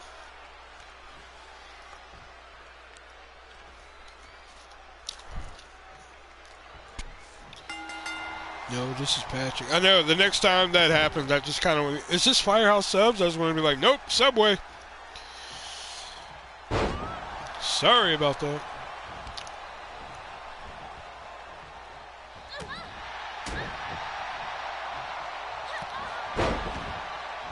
I know from Thundercats came up when I searched PCO. PCO, but okay. I don't know, some of the shit that comes up for other shit that I search sometimes. No, I wasn't a big SpongeBob fan.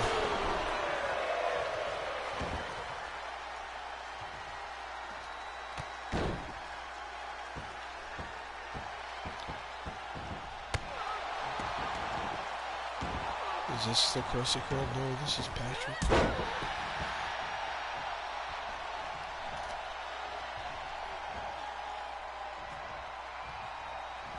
Allison Tyler with a running power slam on Stratton.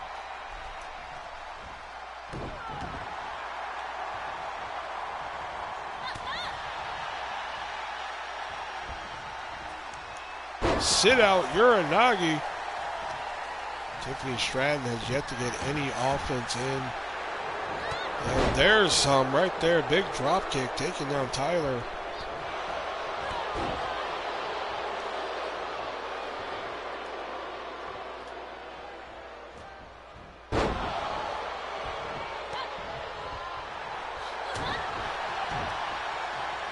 This is Spencer Cobb and Patrick was like, no, this is Patrick. I'll do that next time. Is this Firehouse up? No, this is Will. Click.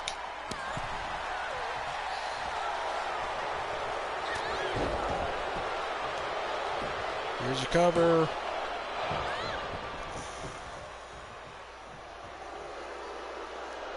I think I'm going to cut Miss Jack Sheik and Persia Piranha for time.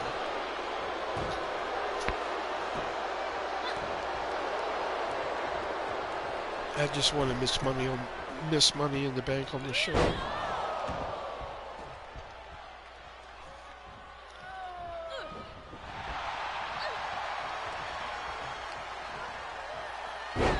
Brain buster by Tyler. Tyler off the ropes. Big back elbow. Nicely done. Here's a cover. No, Stratton kicking out.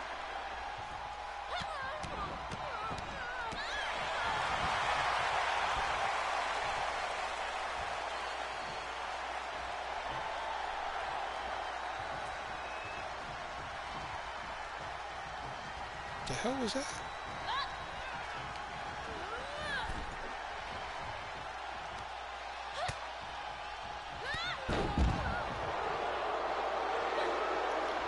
Stratton taking Tyler down to the floor.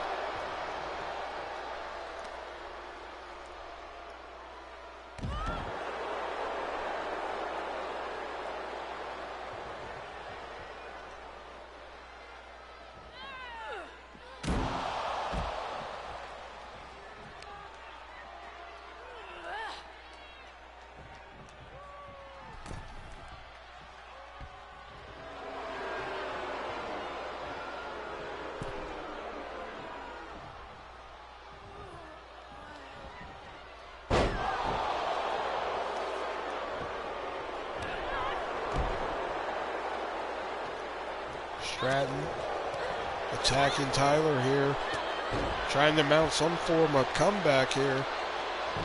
Tyler has been in control for most of this.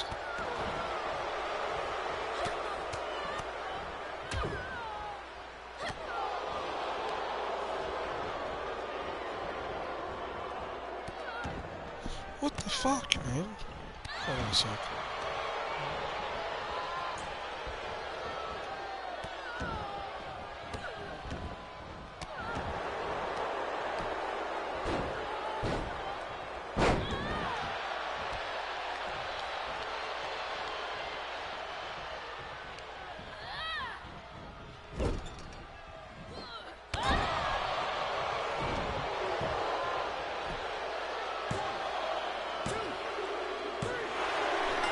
Tiffany Stratton picking up the upset win here.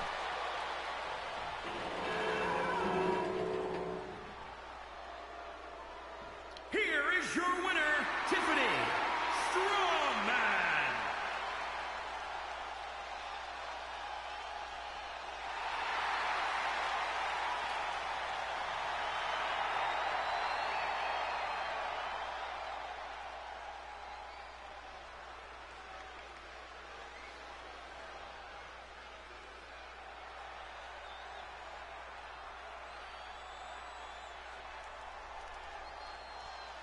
Hold on a second.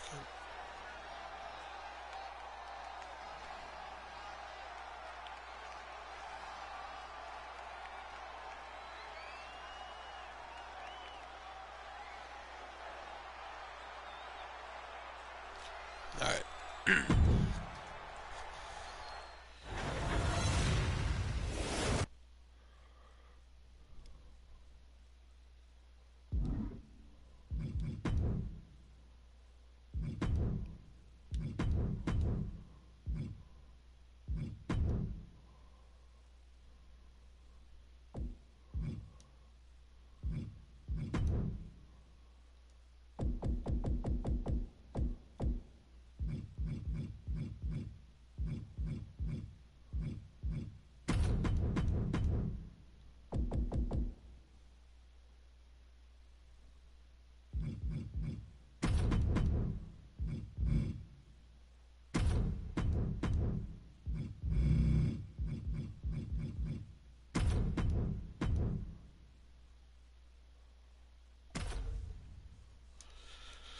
Oh my God, why won't it get rid of this? I don't understand.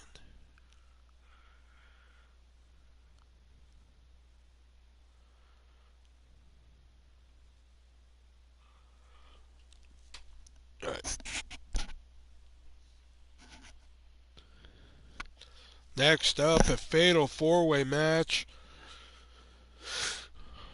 United States Champion, the ArtistVersion1 non-title match against the Voodoo Jester Bob, Mason Black Knight, which those three are no strangers, but now added to the mix is the man from Hollywood, Andy Kaufman.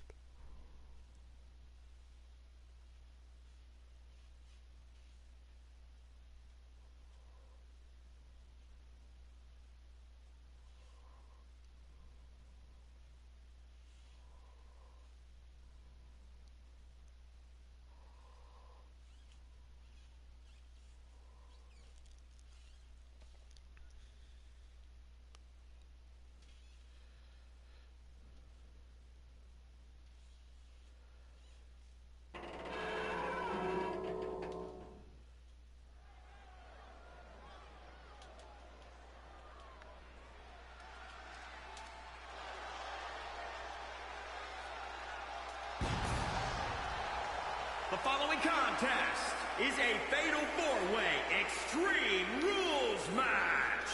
Making his way to the ring from New Orleans, Louisiana, weighing in at 177 pounds, Bob.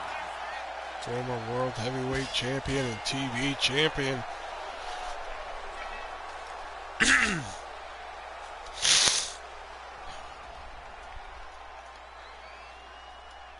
And I'm being told now that the committee said that if Andy Kaufman or Bob, for that matter, pick up the victory here tonight, they will be added to that matchup at Spring Stampede.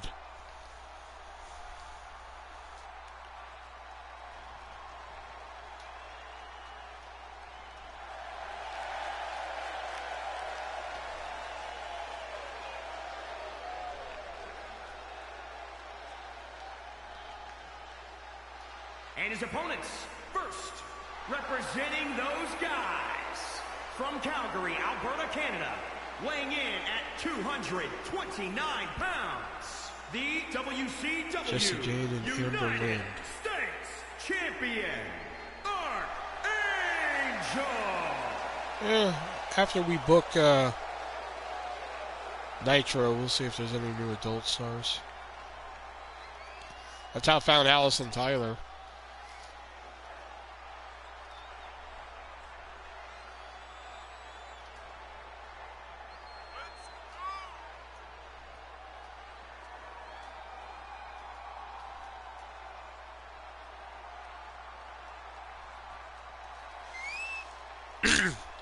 Artist winning the United States Championship last week. Not only his first reign with the title, but also completing his Triple Crown.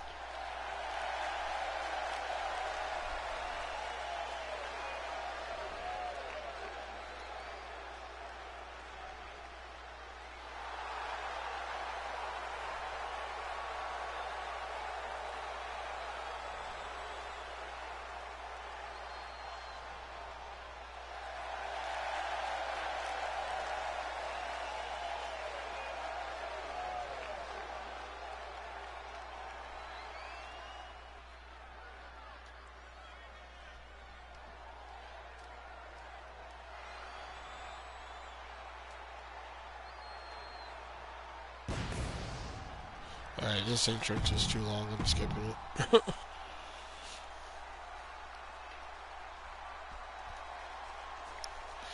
Hold on a second.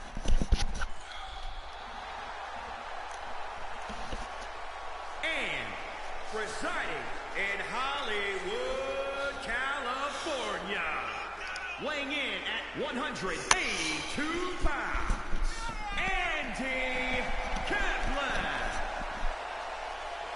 Andy Kaufman, everybody's favorite underdog. Remember, the committee has said that if Voodoo Jester Bob and Kaufman pick up the win here tonight in this Fatal 4-Way, they will be added to the Mason Black Knight Artist matchup at Spring Stampede. Just think if Voodoo Jester Bob wins that, we're going to get a rematch of that tremendous triple threat match back at Starrcade.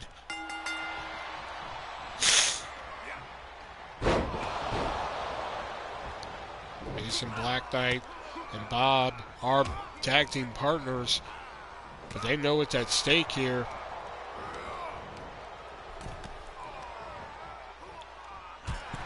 And Andy Kaufman with a big back suplex on the Artist here. Every man for himself in this matchup.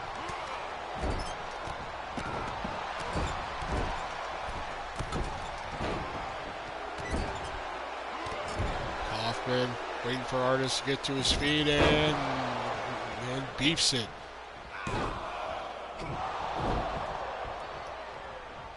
Artist grabs Kaufman though, power bombs him.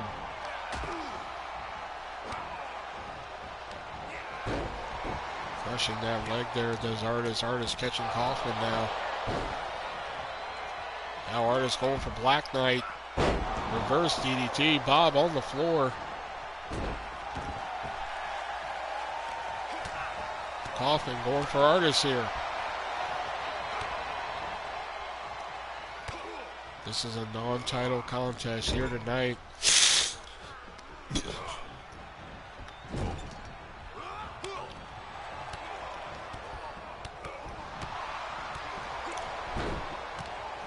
Artist tossing Bob out to the floor. No, missed that drop kick.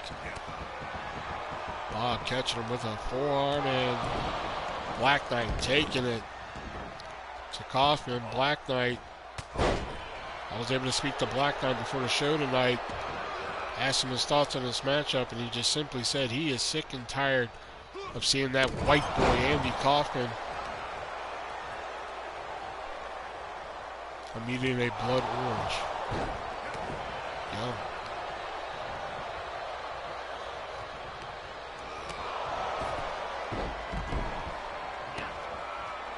Mason Black Knight is just hitting anything and anyone who moves here.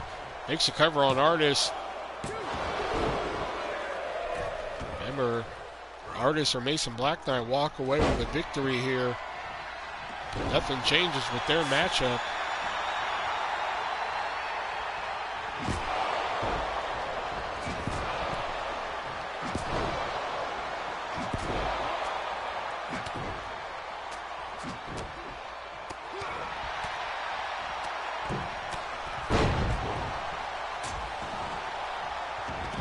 Down to the floor.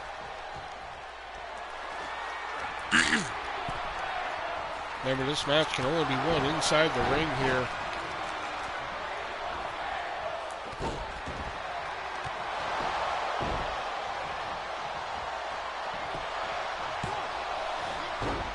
Kaufman breaking up the pinfall.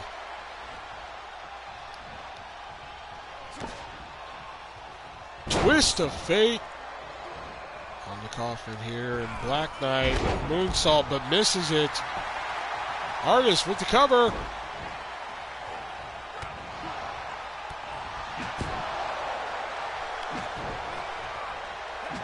See, Black Knight broke up that cover at that point. You know, Black Knight, this is more about pride at this point. He just wants that victory because he could have let Artist pick up that win, kept their match at Spring Stampede one-on-one, less wear and tear on his body, but at this point, it's about, you know, pride. He wants that victory. He wants that mental advantage heading into Spring Stampede a week from Sunday. There's the end of the road cutter. That could be it. No, Black Knight kicking out.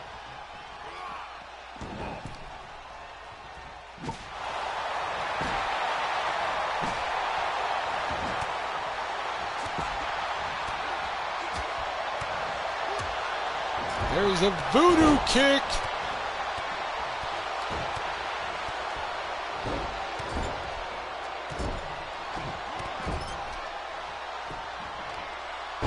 Into the voodoo slide. That could be it. Voodoo could be on his way to a United States title match. No, Kaufman kicking out.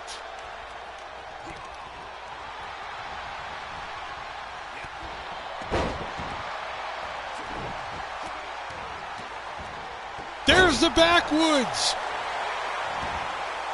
The backwoods by Bob on the Kaufman. And if we've learned anything from Kaufman, we've learned to never count him out.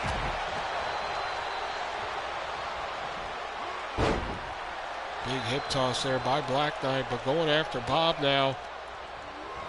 Tossing him to the floor.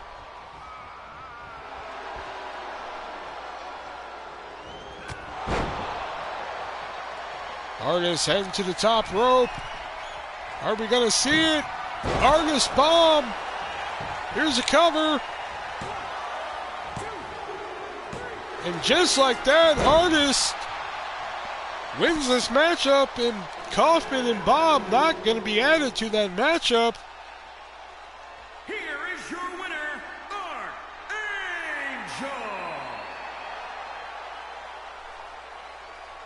What a victory for the United States champion, sending a message to Mason Black Knight in their matchup coming up at Spring Stampede. Yeah, I noticed that too. Bob was going to break it up, but Kaufman grabbed him.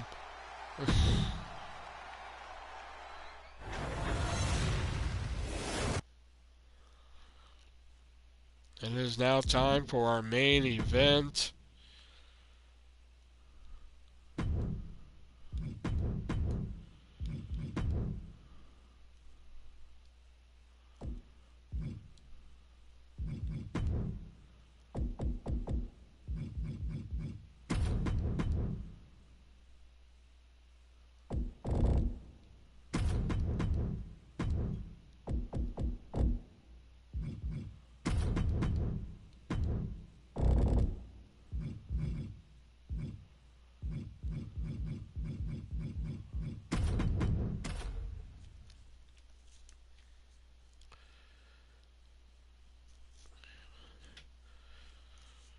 Who is James Ellsworth picked as his partner for this matchup against Frankenstein and Daddy Low?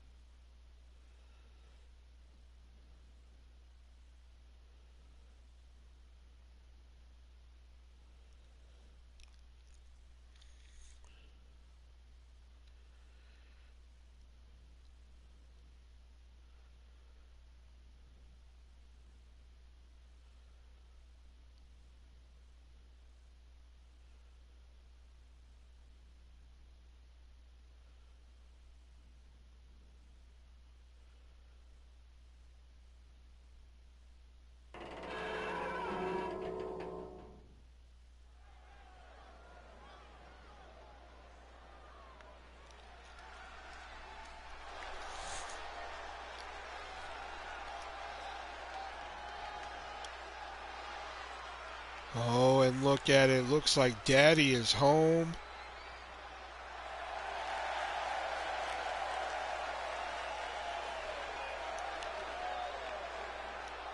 The following contest is scheduled for one fall. Introducing first, from Cleveland, Ohio, weighing in at 280 pounds, Daddy Low. The man that the women came to see and the men want to be.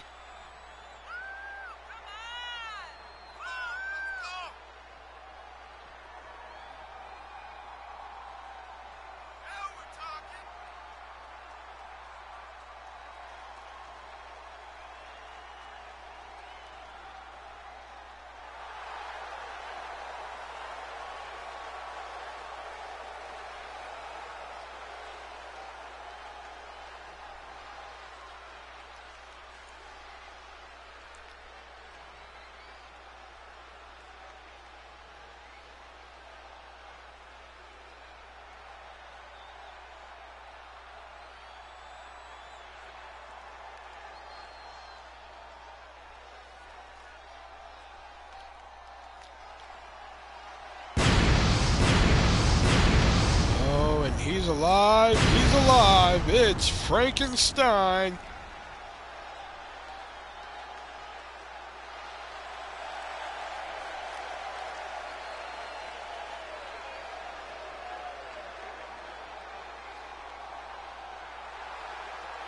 And his partner from Transylvania, Romania, weighing in at 379 pounds, the Monster, Franklin Steiner. He's on a crash course with James Ellsworth for that World Heavyweight Championship. He has beaten Frankenstein before. He has beaten Ellsworth before, and he knows he can do it again, and he's going to have that chance to do it at Spring Stampede. Doesn't have to worry about money in the bank. It has been burned. So if he beats Ellsworth again, it is all his this time. And speaking of Ellsworth, who is Ellsworth chosen as his partner here tonight?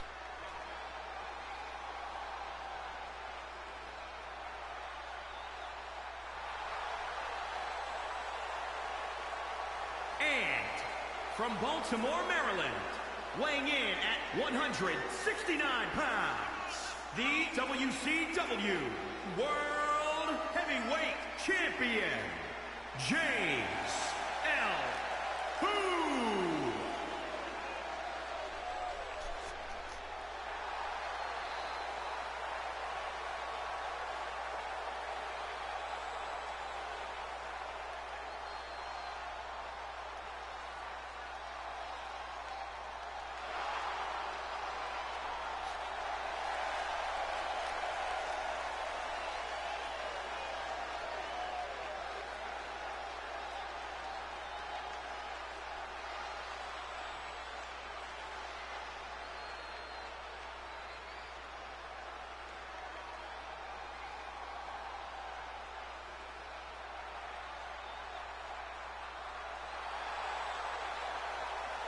Oh my God, it is roadkill. And from Allentown, Pennsylvania, weighing in at 335 pounds, Roadkill. We have not seen Roadkill since the night after Mayhem when he lost the world title back to Ellsworth, and now he is here teaming up with Ellsworth.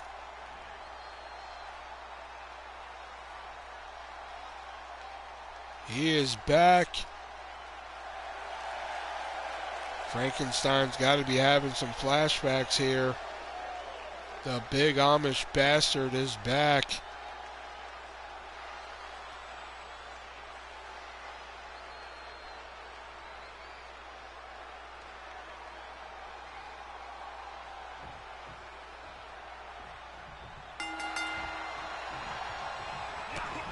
Ellsworth starting it off with his former confidant, Daddy Low here.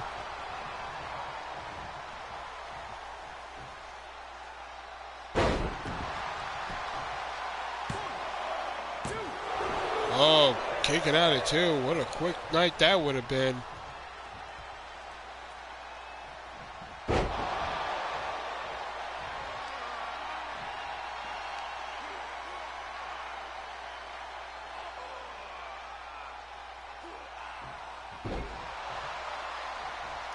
Daddy Low going to tag in Big Frankie.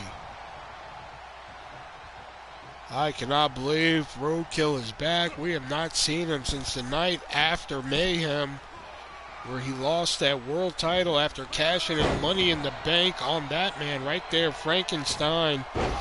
Frankenstein missing that clothesline. Oh, and this is what we want to see, folks.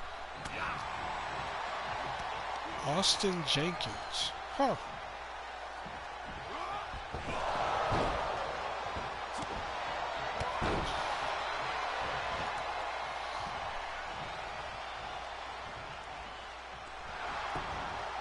Frankenstein going to try and pin. Frankenstein couldn't get it done there. That is something Ellsworth has yet to be able to do. Pin Frankenstein. He's been able to beat him by putting him through a table, but he has yet to ever pin Frankenstein.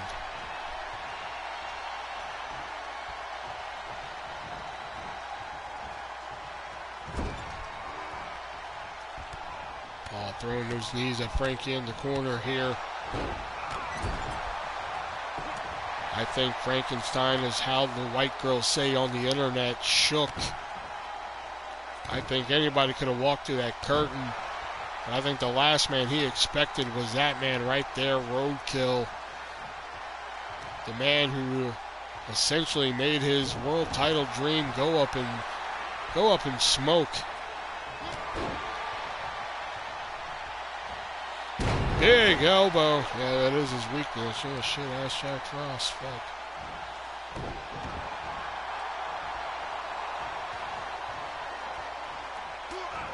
Frankenstein trying to get some offense going here.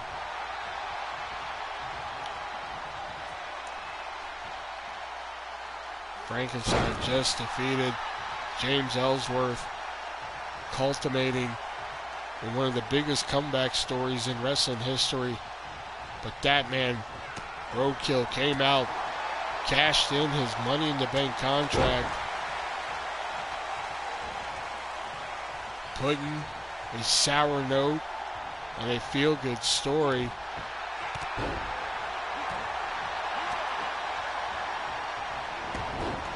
But then Ellsworth winning back that world title the next night.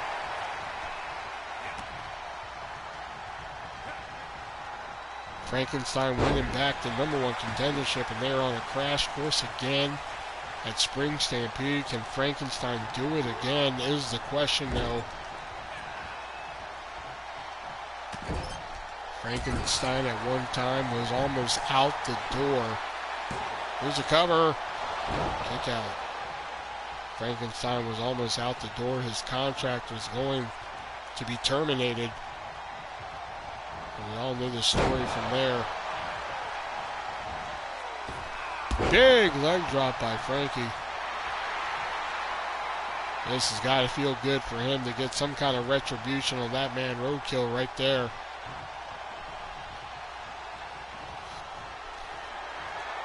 Wait a minute, Daddy Low heading to the top. Big splash. Ellsworth breaking up the count.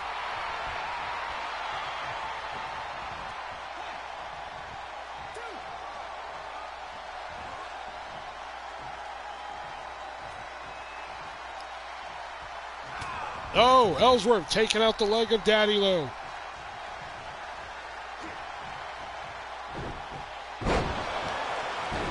Nice German throwing the big 300-pounder. Roadkill fighting back. Roadkill and Artist now have something in common. They have both held the World Heavyweight Championship for one day.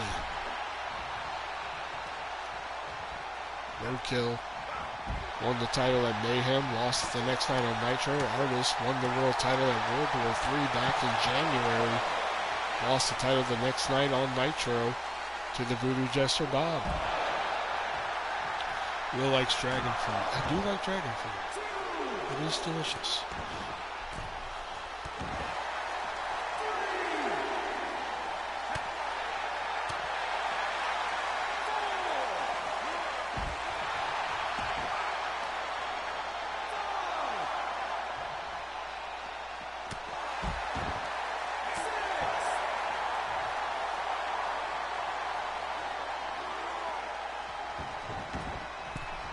Roadkill coming back in. Gonna tag in the world champ. Ellsworth, big splash on the Daddy Low. Remember, for a while, Ellsworth and Daddy Low were confidants here. They were partners in crime here. But Daddy Low got tired. Wait a minute. Daddy Low got tired of being second fiddle to Ellsworth. There's a cover. Frankie breaking that up. There's Roadkill. Tossing Frankie over.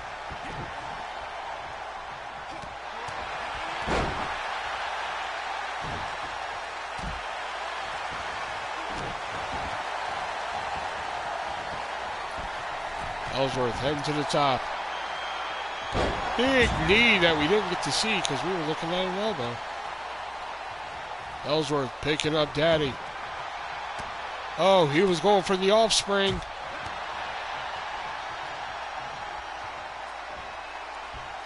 But Daddy Low with a fall-away slam. Here's a cover. Referee way out of position. That could have easily at least been a 2 count had the referee been in better position. Oh. Oh no, he was going for the powerbomb symphony. Ellsworth rolls him up. No, only got a 1 there.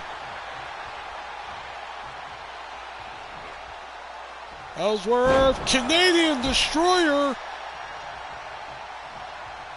Tagging in big Roadkill. He's going to try and steal this win. And Frankenstein breaking it up. Because Daddy Low did grab the ropes, but you know our referee has a problem with seeing rope grabs here.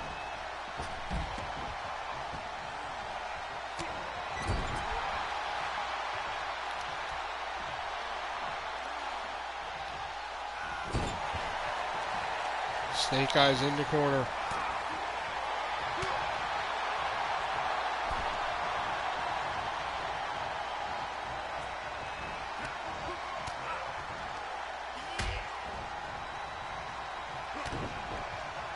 Roadkill. Roadkill was going for a powerbomb on Daddy Low, but it didn't work out. Daddy Low heading to the top rope here. He wants Roadkill on his feet. Roadkill getting up. Wait a minute, what's this? Whisper in the wind.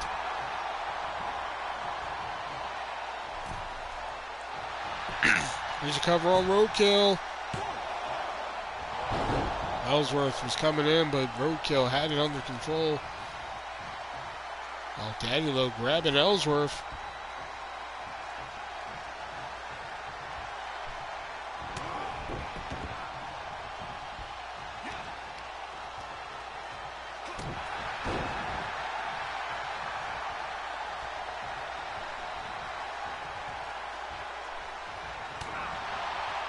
Ellsworth back in. Big back suplex into a backbreaker. Ellsworth, though, off the rope with a forearm.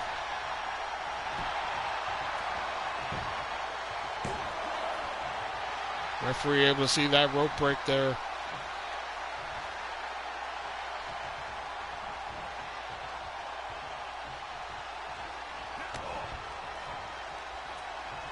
Wait a minute, Ellsworth. Oh, that beautiful, gory face buster. Roadkill. Letting him tag in Frankie. He wants a piece of Frankie. He's going to get it. Look at that full Nelson slam.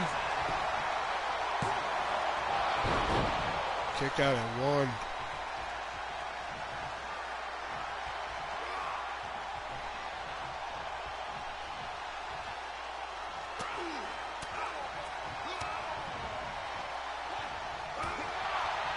Right hand by Frankie, and then another one. Daddy Low, I believe, was just busted open.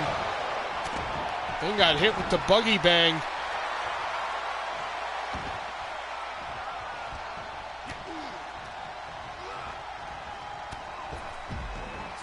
Wait a minute. Frankenstein picking up roadkill. The lightning bolt.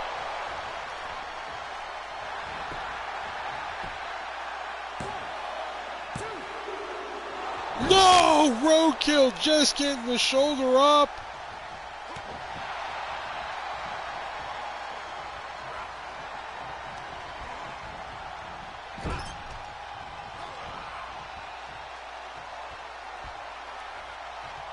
Roadkill, snake eyes in the corner. I believe Frankie busted open there.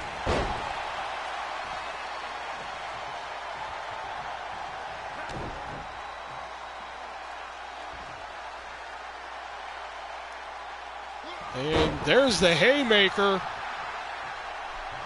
Oh, the barn burner. I'm sorry, the barn burner. That's what it's called. Ellsworth has Frankenstein dead to rights here. Wait a minute, Daddy Low. He doesn't see Daddy Low on the apron. Daddy Low's got the tag. He sees him now. Big clothesline to Ellsworth.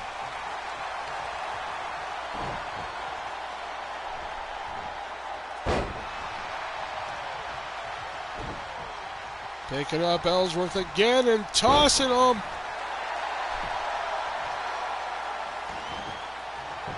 Here's a cover.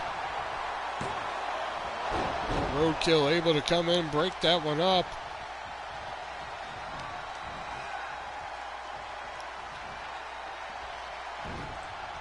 Oh, Roadkill able to land on his feet, but oh, he grabs Ellsworth. I hear the symphony. There it is, the powerbomb symphony. Oh, but Roadkill again, able to make it there in time. He throws the big man into the corner.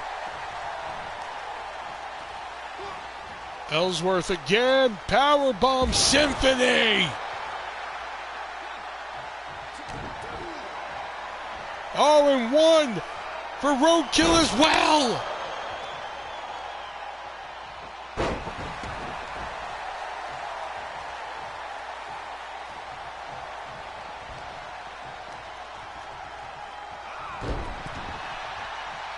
What a tag team main event here. Here's a cover. Roadkill just making it back in time. Oh, Ellsworth was clutching his knee there.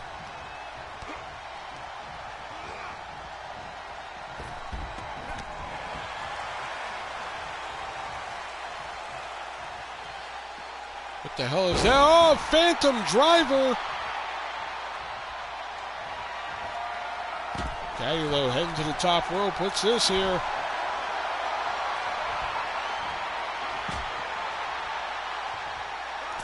And big shoulder block. No, Ellsworth caught him. Here's the cover. No, kick out at 2.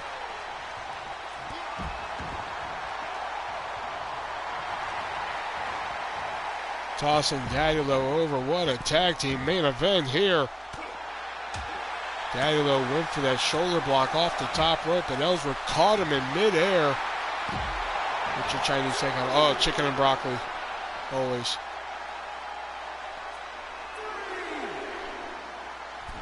There's the offspring.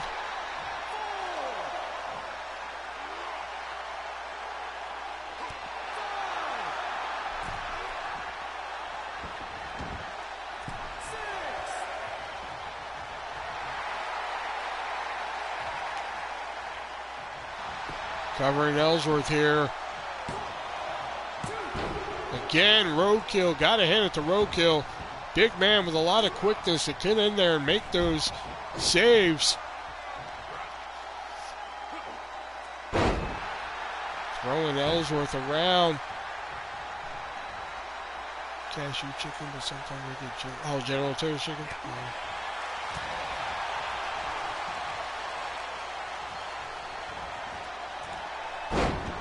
Russian leg sweep.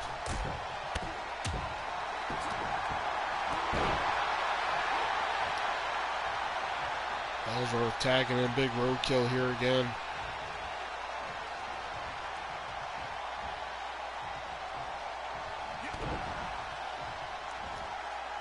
Oh, Alley-oop powerbomb. That's going to do it for Daddy Low here. No! Daddy Low kicking out. Wait a minute. Roadkill. What's this? Burning hammer. Oh, Frankenstein right there. Did you answer my question? Yeah, chicken and broccoli. That's always mine. Chicken and broccoli.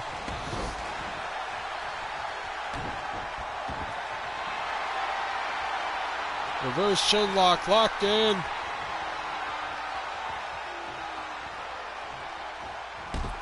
Frankenstein running interference.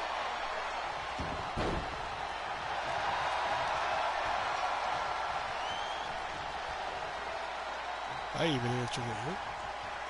Frankenstein being tagged in.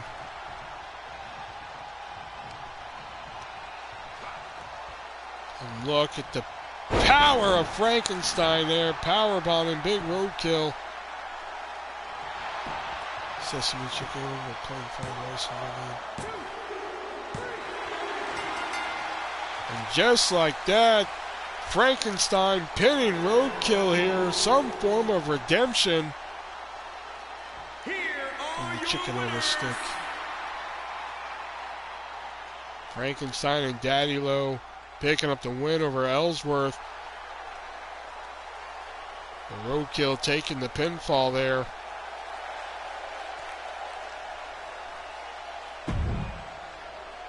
Alright, now we got a book.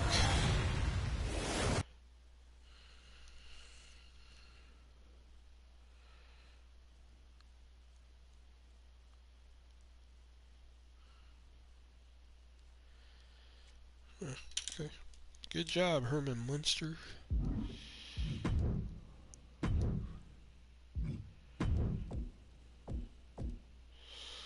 Alright. Final stretch into Spring Stampede. So the main event is going to be Frankie versus Roadkill. Last man standing. No, we can't do that. Let's do... yeah, fuck it, Extreme Rules. Okay. Who are my champions? Alright. Slender versus, let's see who gets a shot at the TV title.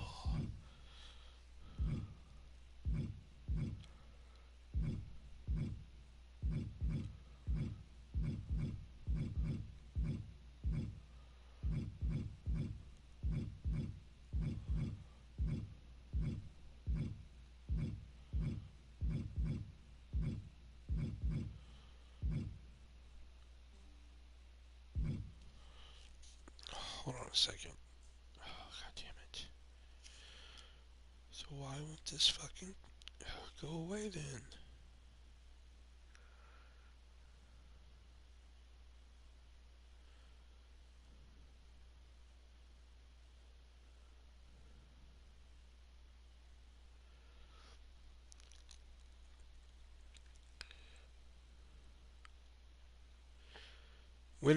When is Spring Stampede?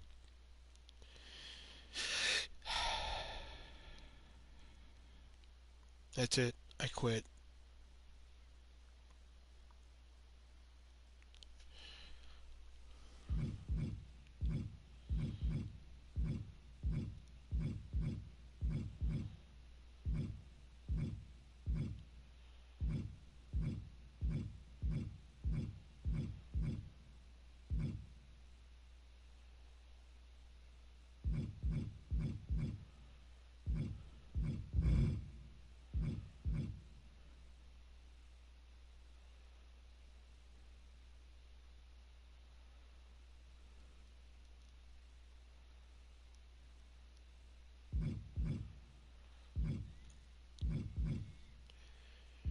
May 14th, Spring Stampede.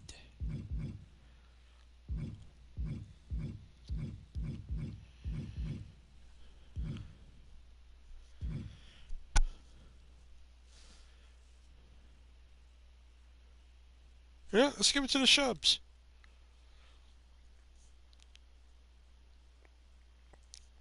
TV title. And then we need Samantha.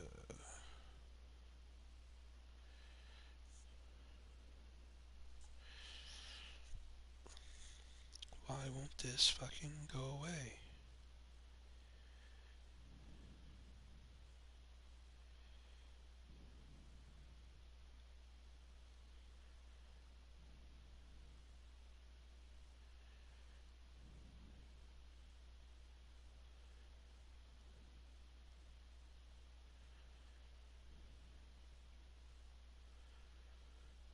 Hold on a second. Okay.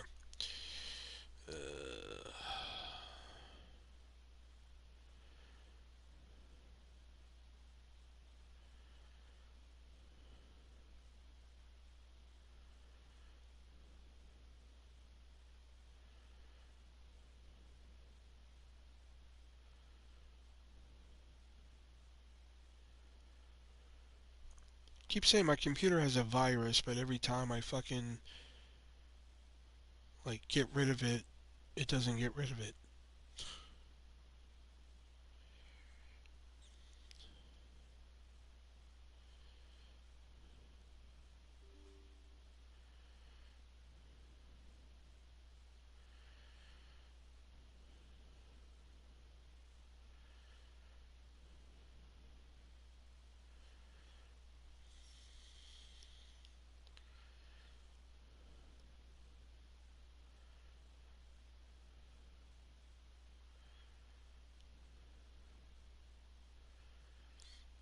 There we go.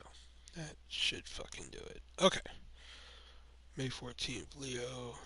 So you don't get well a headache asking. There you go. Alright, who's gonna get the women's TV title match? Who's gonna fucking win the title next, essentially? Because that's how it's been going lately.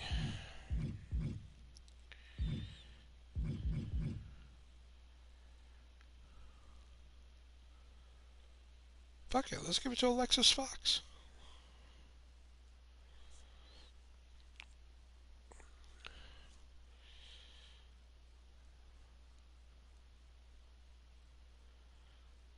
Okay. Remove.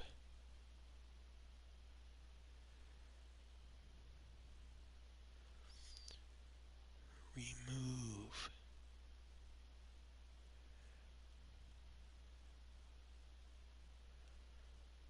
Why won't this fucking thing remove?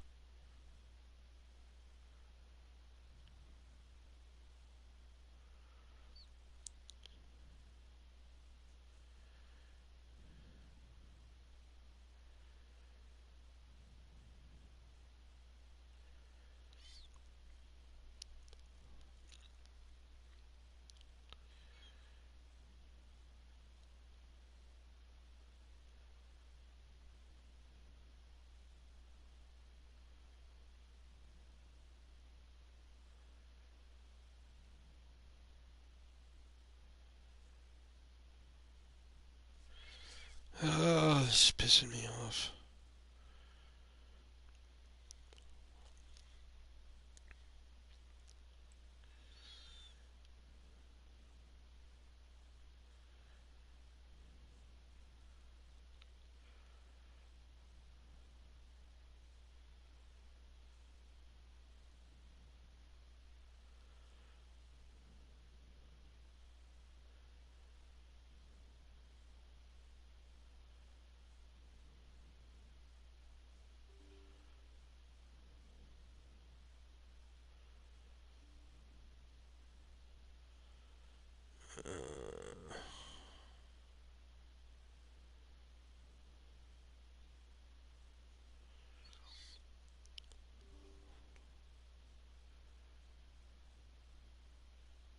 Oh, okay, so I gotta.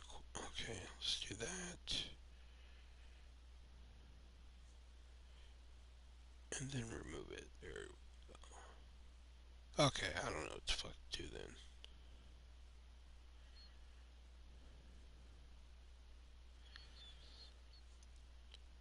So it was a good run. No, it says I have a threat on my fucking computer, and it's like, what do you want to do? Quarantine, remove, or allow? Well, fucking sure as hell don't want to allow. And every time I hit remove, just nothing happens. So then I see like all the other threats I've done, I've quarantined. So I'm like, all right, well, I guess I'll quarantine it, then remove it. So quarantine, and nothing happens there.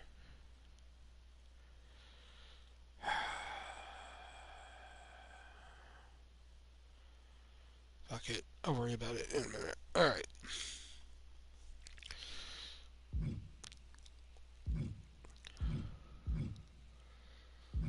Let's give Kaufman a minute. No, wait, we need to do. I wanted to do this, so I want to do Leo and Jason versus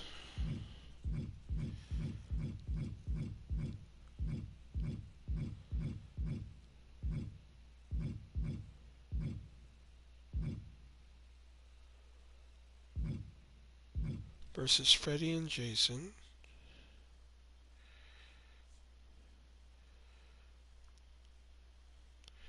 And then I want to do. Let's do.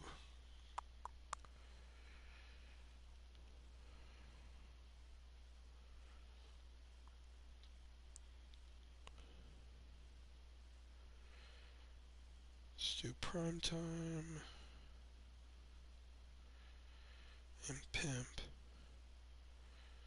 versus Razzle Dazzle.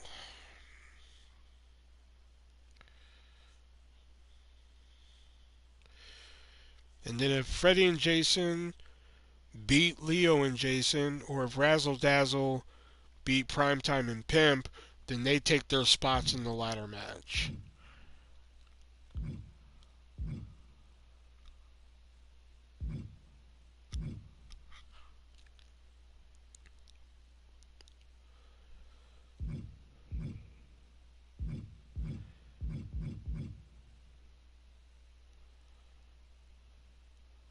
And there's going to be two other ones on Thunder to see what happens there, too.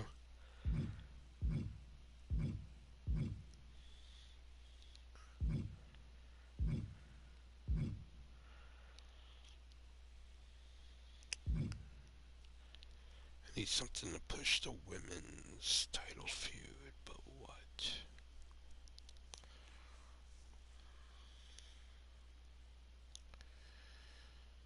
Okay, so we'll do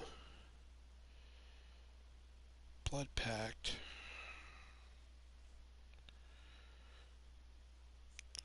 versus Eva and Vanessa. There you are. Hold on.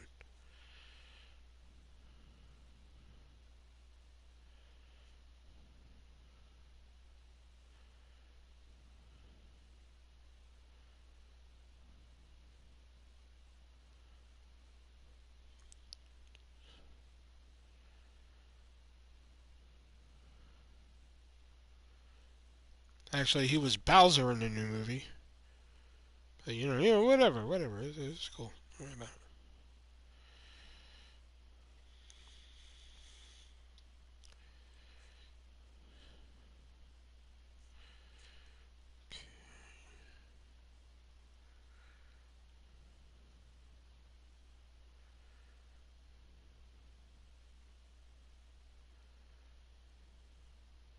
Okay. Versus Angel Hunter needs a tag team partner. Yeah, that works for me.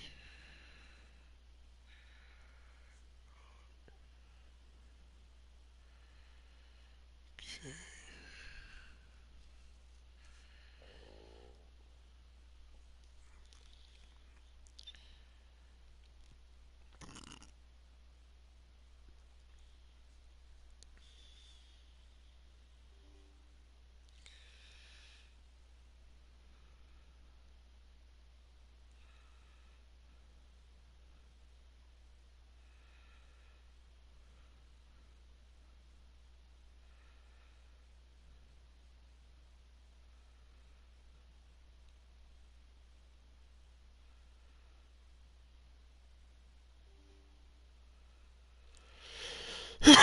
So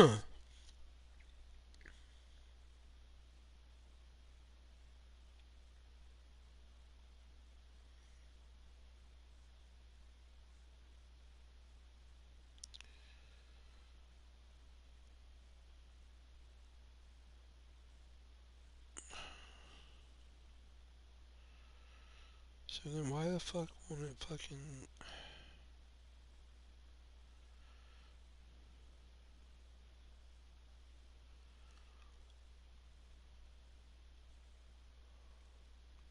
Oh, this fucking computer is pissing me off. Alright, whatever. I'll figure it out.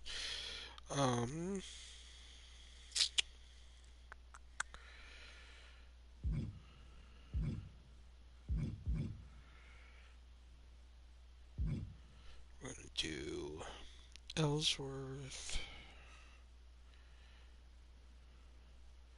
versus PCO.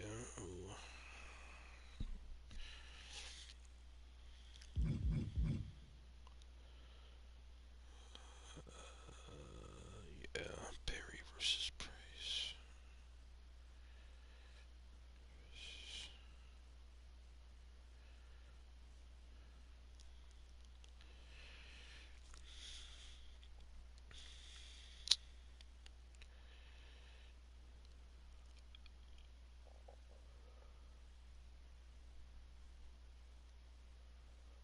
Oh yeah, it's TV title too. Fuck.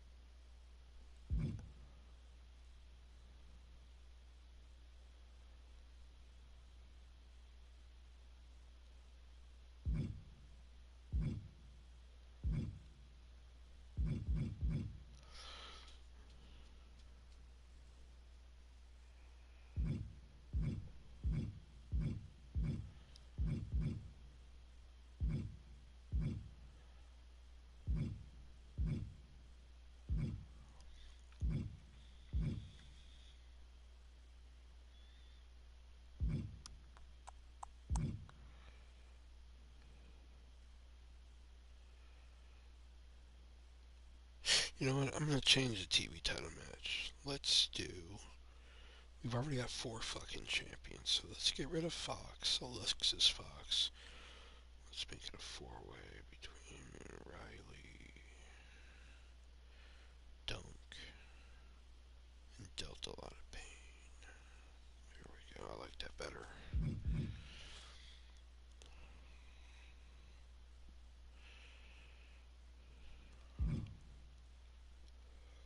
Need 2 more matches. What do I got?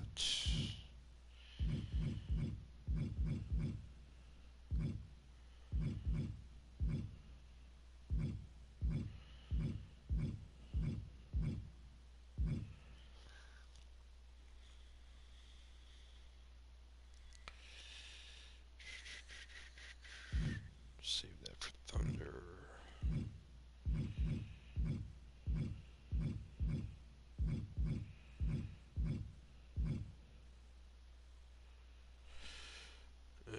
No, we don't.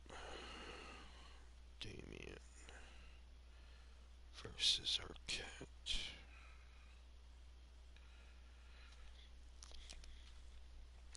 And I need 1 more.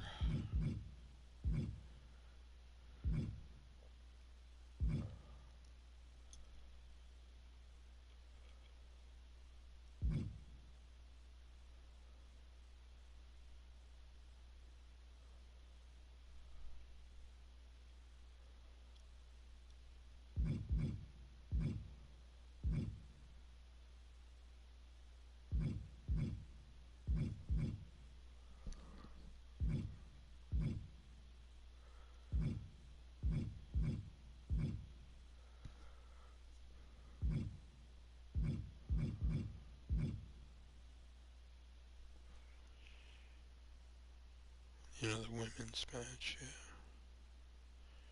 It's a sausage fest on this show. So let's do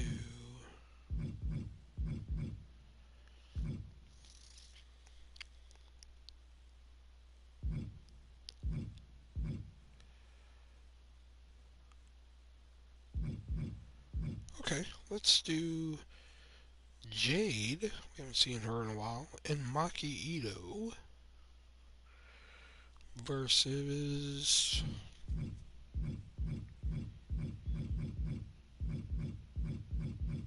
You know what? We haven't seen them in a while either. We'll do Beach Patrol. Yeah, he was Bowser and he made that song for the movie. Alright, so your card for Nitro is going to be Slender Man defending the television championship against the Shubs.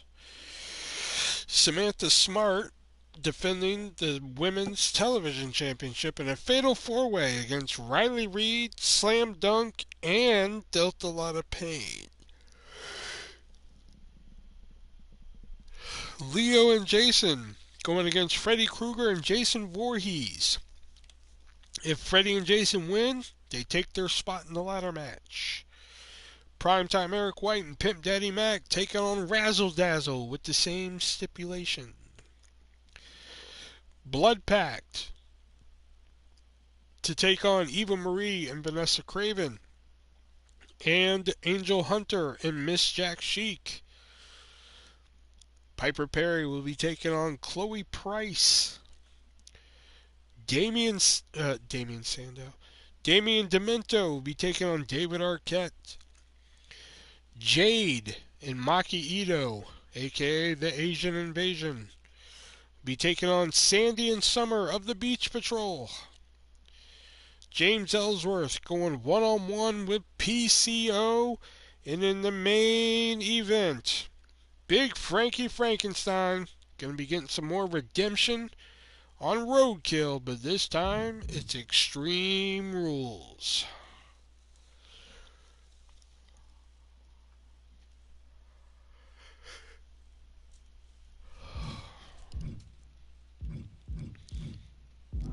And I am going to do a bonus match here tonight.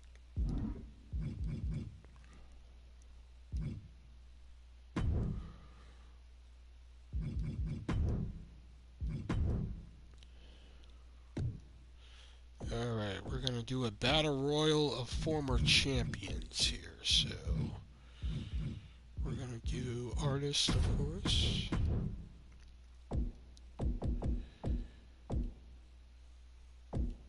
The Voodoo Jester Bob. There's a virus on ours, shit.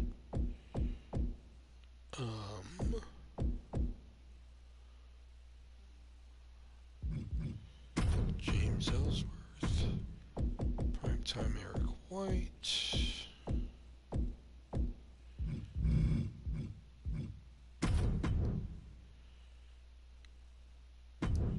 Roadkill.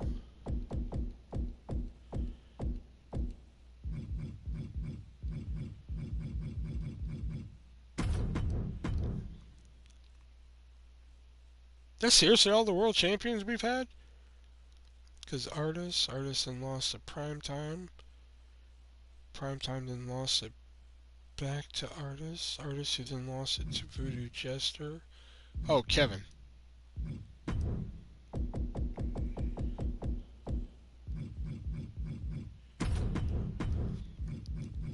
Yeah, Kevin who then lost it to Ellsworth. Oh, Frankenstein. Technically won it.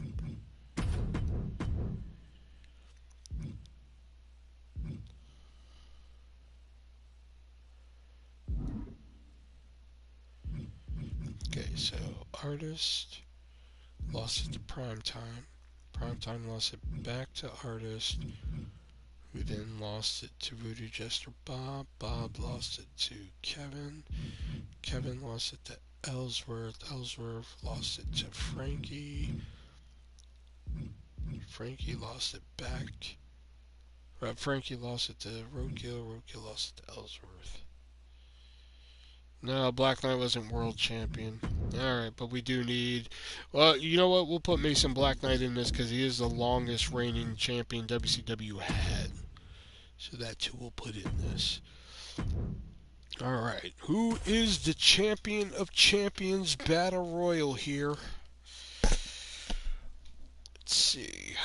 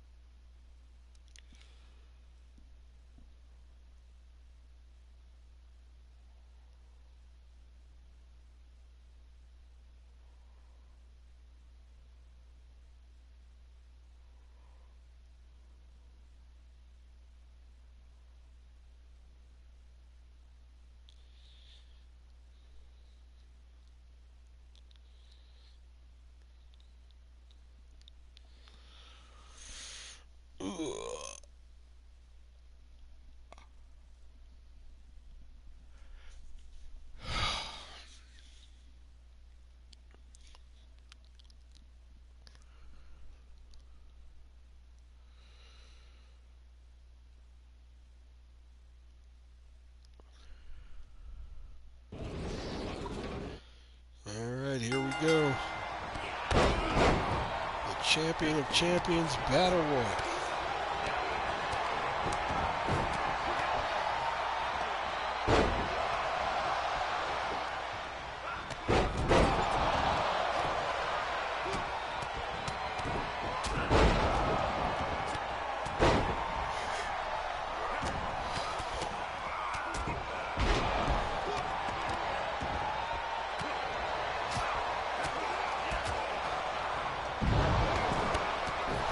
Roadkill. A competitor has been eliminated. Who just went out? A competitor Prime time's has out. been Roadkill's eliminated. out.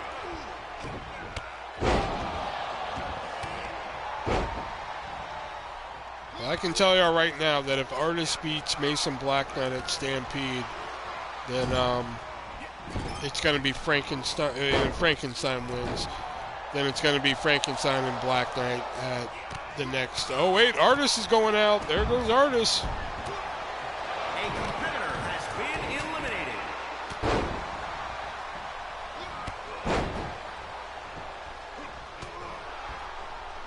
Could the only one in there who hasn't been world champion win this damn thing? Basically, whoever is world champion, and if Black Knight loses to Artist at Stampede, Black Knight's next in line. Is what I got told.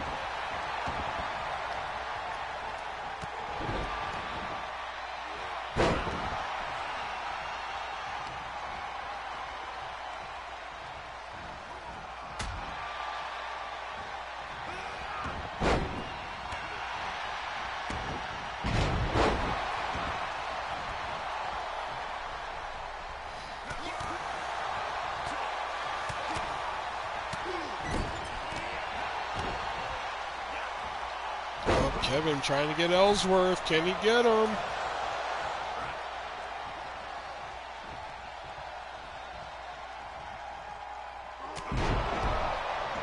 Nope, couldn't get him.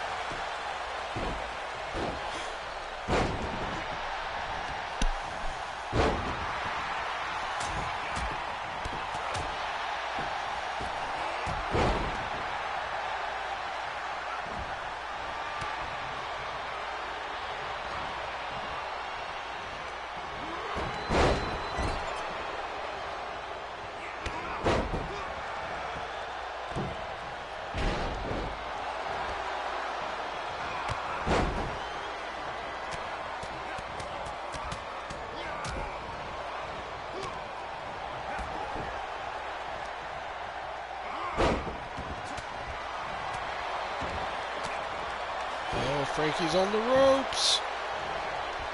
Black Knight going to take advantage. He is. A competitor has been eliminated.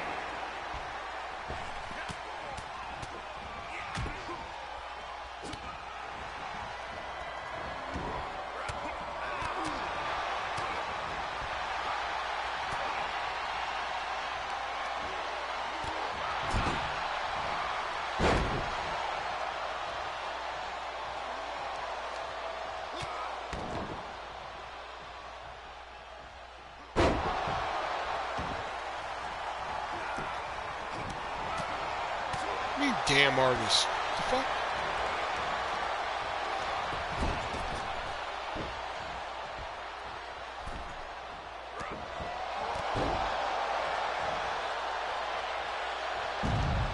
There goes Kevin. A competitor has been eliminated.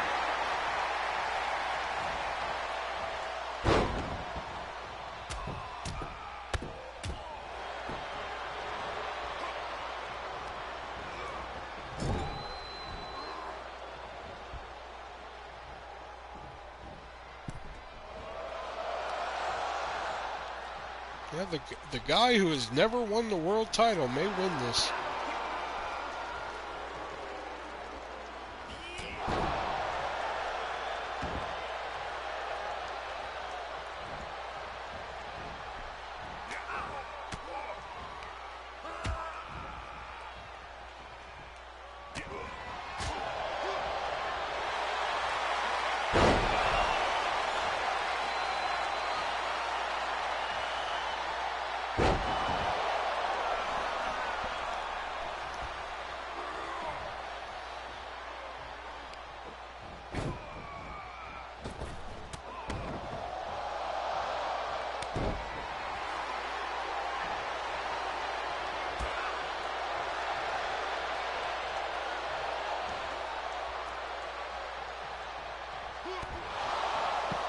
There goes Ellsworth.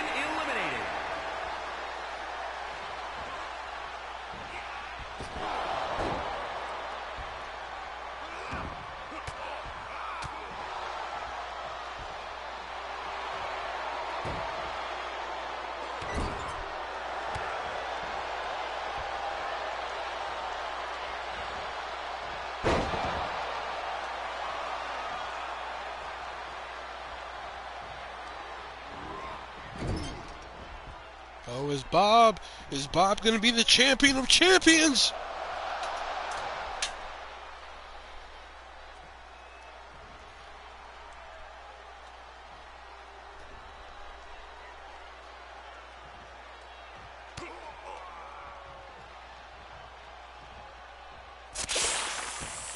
Oh, he just missed it his own partner. Look at this shit.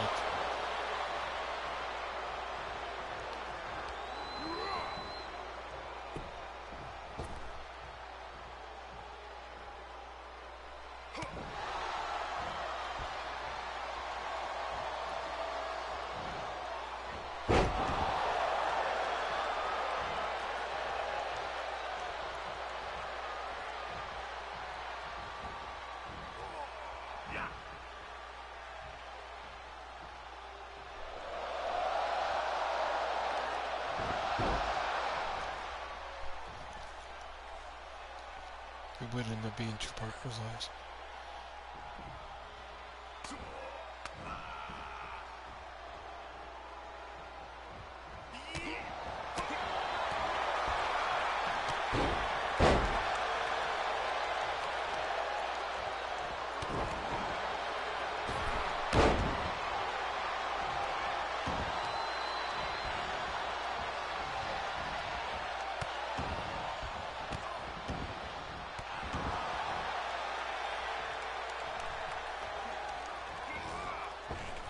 And the guy who has never won the world championship is the champion of champions.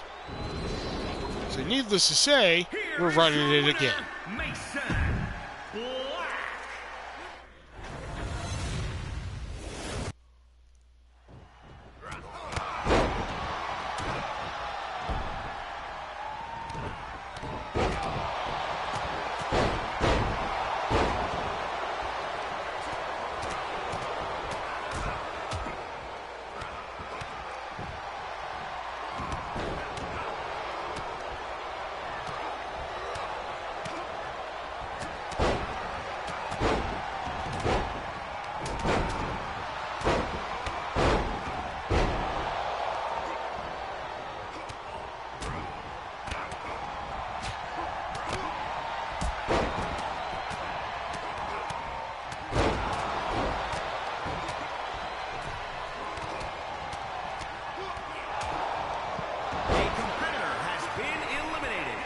Who's that prime time again? Oh, Kevin, the first one out.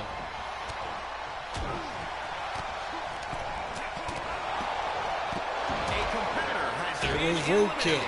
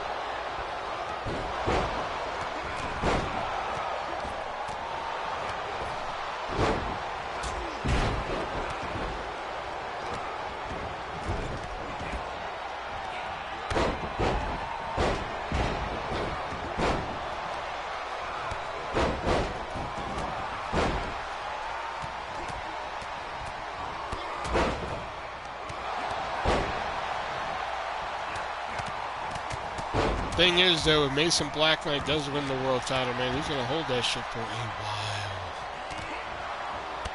He's going to Roman Reigns that fucking title, man.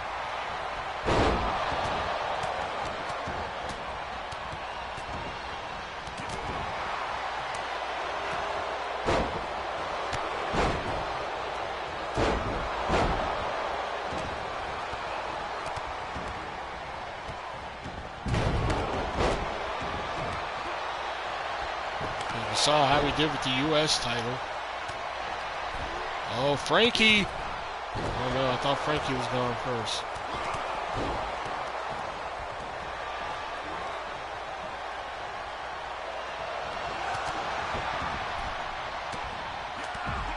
Oh, there goes Prime Time. This will be the title for the Prime. I mean, that is true thus far. The only one that's retained at a pay-per-view has been Primetime Eric Rowan. And that's only because it was the first pay-per-view.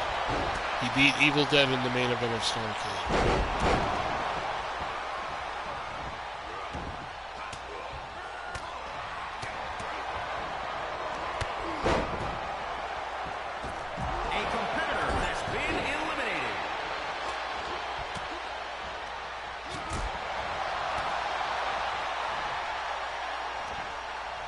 Yeah, I lost it the next night.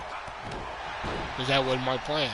I wanted Mason Black Knight to be world champion at World War III.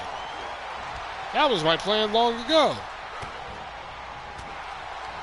But then Voodoo got it, which I was like, alright, I can roll with Voodoo as the champ. You know? I put Mason Black Knight in that U.S. title feud, and then he fucking murdered Max Moon for the title. And then he ran with that for a while, so...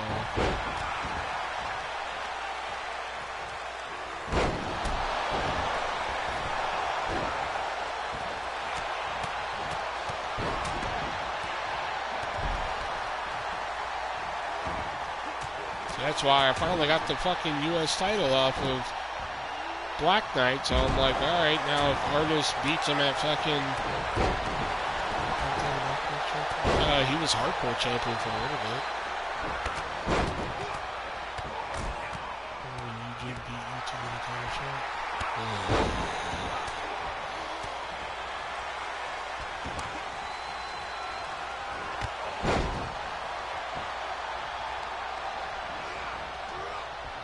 That's one for bringing up old shit. And there goes Bob.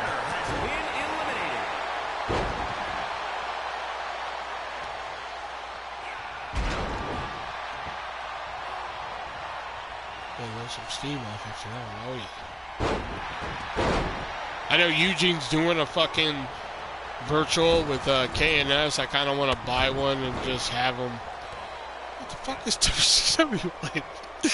I kind of want to buy one and just have them personalize it. Fucking thanks for no-showing my podcast.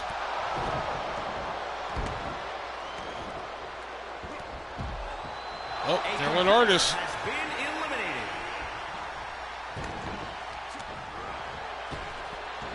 But Ellsworth. Has been eliminated. Like, I wonder if he'll fucking inscribe that. Just sorry I no-showed your podcast, Eugene.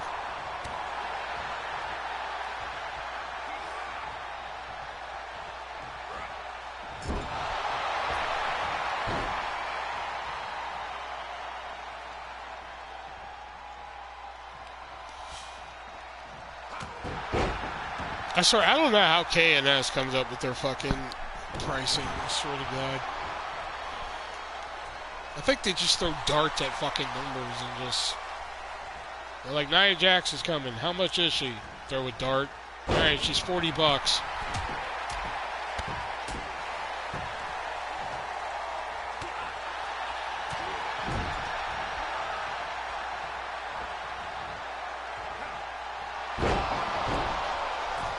Alright, Eugene's coming. Throw a dart.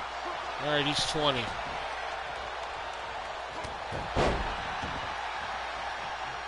These are better than signed by superstars.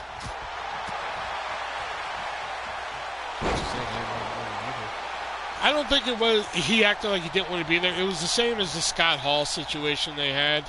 I think it's because they had him sign so much shit and, you know, they weren't letting him interact or anything with the chat and everything. I think that's what it was.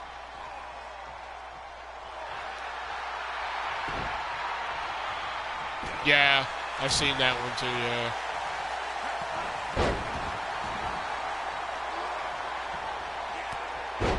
So I don't think it was a question of like Jake didn't want to be there. If he didn't want to be there, he wouldn't have fucking agreed to it. Jake the Snake fucking Roberts, man. But I think it was a question of just like he had so much to fucking sign that they, you know, they weren't letting him interact with the chat. They weren't reading anything in the chat and shit like that. So I think that's what it was.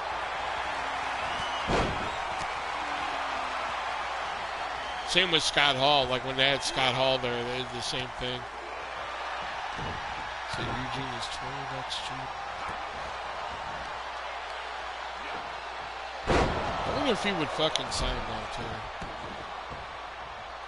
too. Two artists. Sorry I no-showed your podcast. Eugene.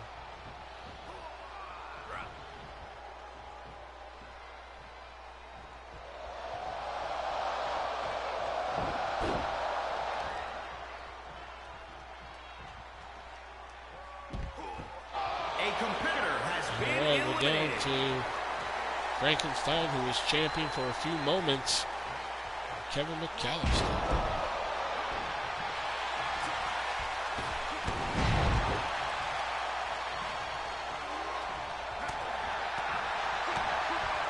Just try to says no and say, alright, I don't want it. Yeah. I tell people all the time, man, like, if Eugene just knew how big of a fucking mark I was for the Eugene character, and then he did that to me, God.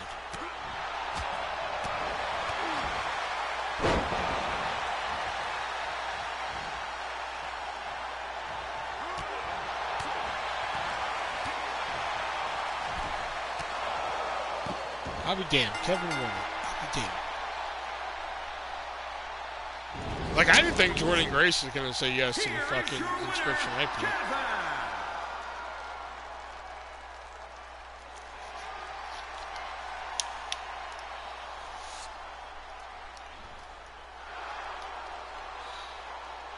How can he make it up to you to be a fan again? Come on my podcast. If he does it, I gotta listen to the update.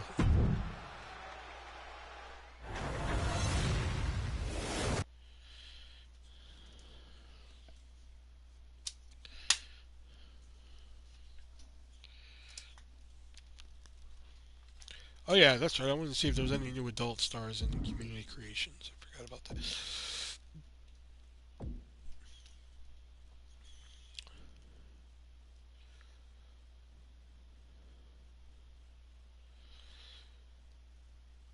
I mean, when you do a photo like that, you open yourself to things like that.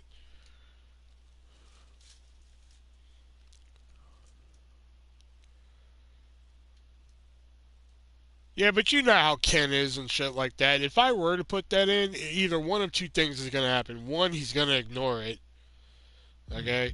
Two, he's going to ask him and he's going to say, like, no. So.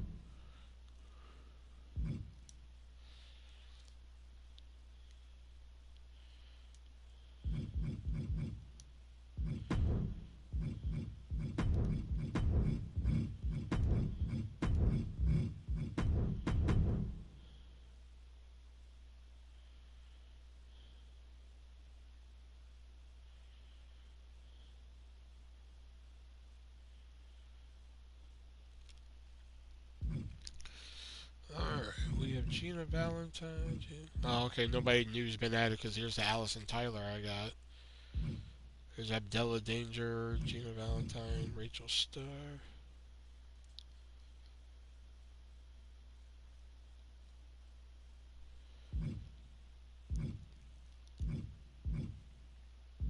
But that's why I put that on there. I was like, if she doesn't want to sign that, that's cool. You know, just fucking signature would have been cool. Because I honestly thought that photo would have been sold out. It wasn't until I saw her sign one where I was like, oh shit, they still have those?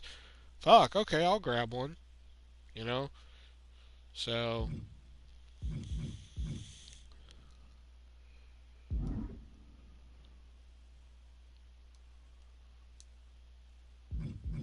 oh yeah, we need to get the next arena too while we're at it.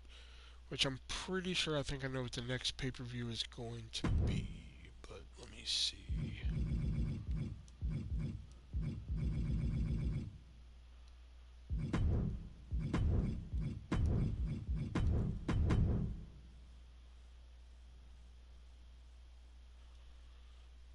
Oh, okay.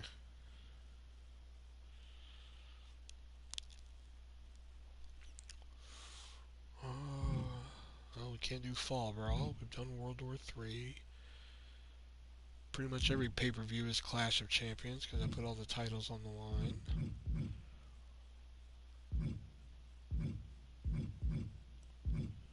Slamboree, I was kind of thinking of.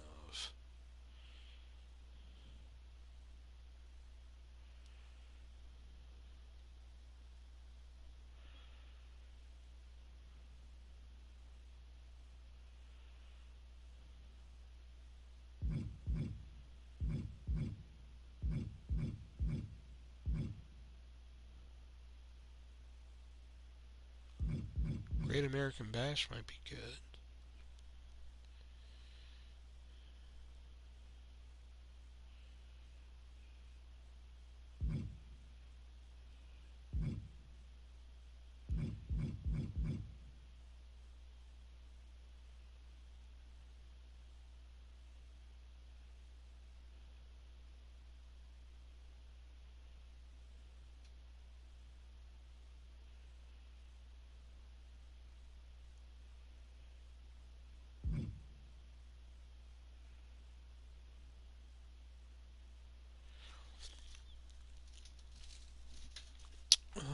Where's that fucking arena I want?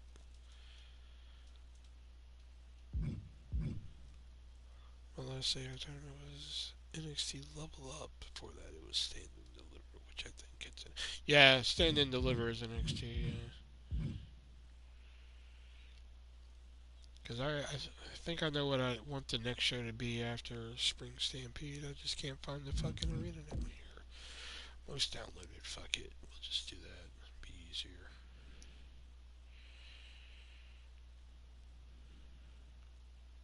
Or not.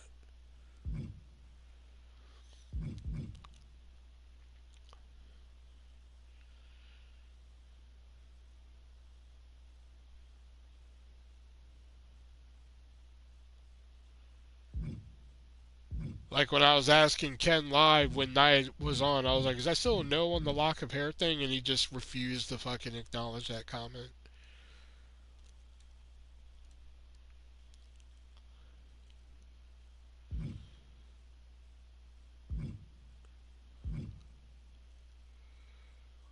No point doing uncensored. Everything is uncensored.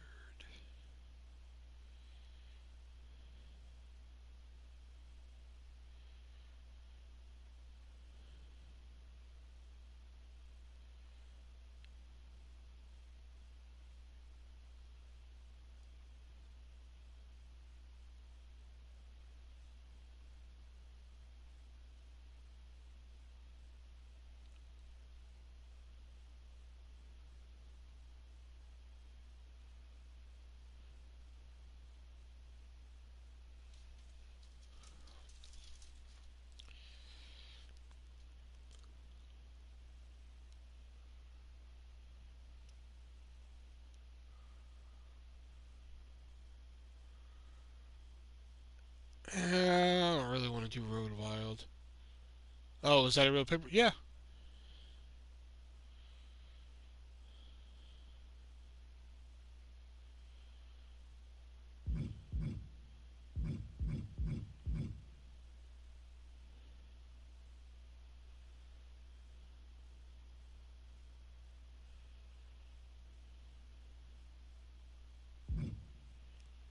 Oh, that's a cool Slamboree one right there. Oh, fuck. Maybe it might be Slamboree. I was going to do a different one, but shit, it might be Slamboree because I cannot find the one that I want to do. Oh, nope. There it is.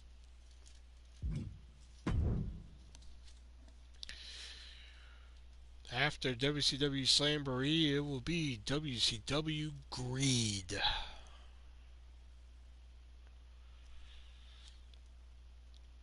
Yeah, but it's not October yet.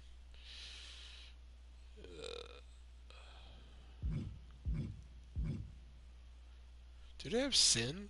The Sin fucking one?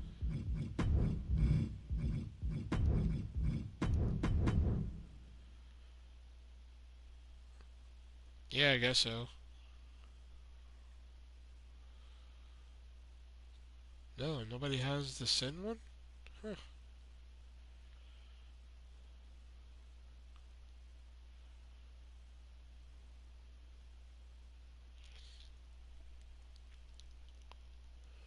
We did Super Brawl.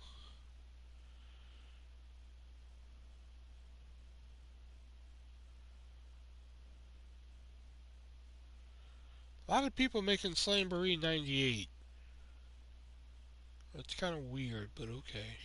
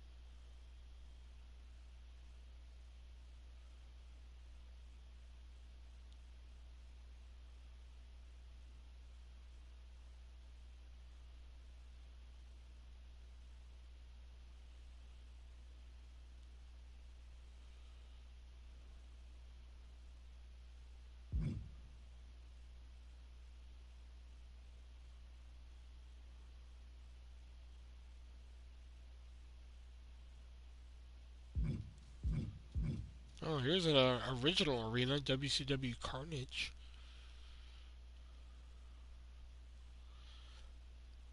I know when I was writing fantasy at one time, I came up with this company. Like I wasn't writing William Championship Wrestling. I was writing fucking EAWA, which was Extreme Artist Wrestling Alliance. Yeah. Um. So obviously, I had to come up with my own pay per view names and shit like that. And like I was, that one you could probably tell was like throwing fucking darts at the fucking dictionary, coming up with fucking names. So I think one of our pay per views was called Issues. One was literally called fucking EAWA Kiss My Ass. That was the name of the pay per view. One was Snow Brawl. Um, God, what was the other one?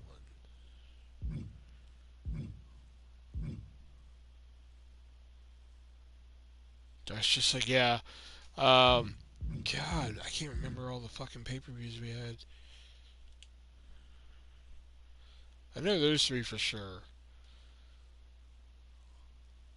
I know we had Kiss My Ass, Snow Brawl,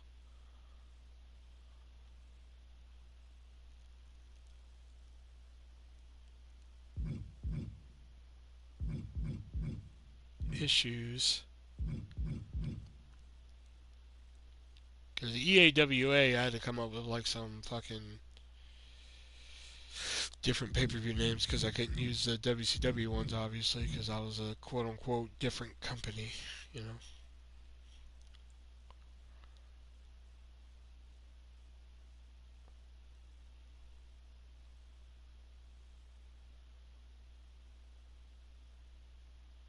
God, I don't even remember that. I think he was in the main event, though, to be honest. Because I do remember the main event to that show was a six person elimination match. I think those shows were like all the ones I lost. Because like I had like a whole bunch of shows written, and then like my computer crashed, so like I lost all those, like issues and Snowball. I lost all those.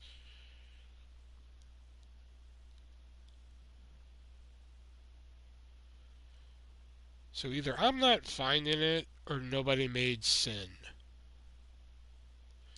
Here, get rid of this.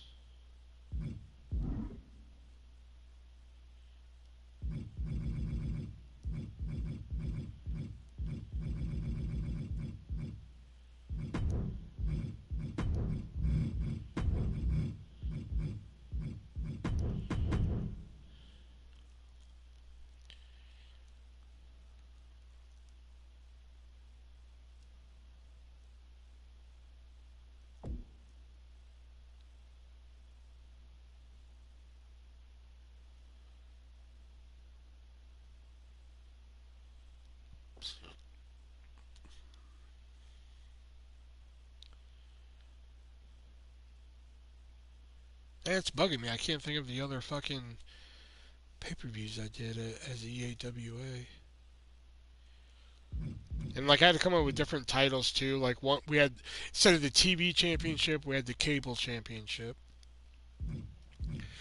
We had one title called the Combat Championship. But then I eventually, oh, here's a cool Sin one. And too demonic. Um, but then I eventually unified them, and it became the Cable Combat Championship. Um,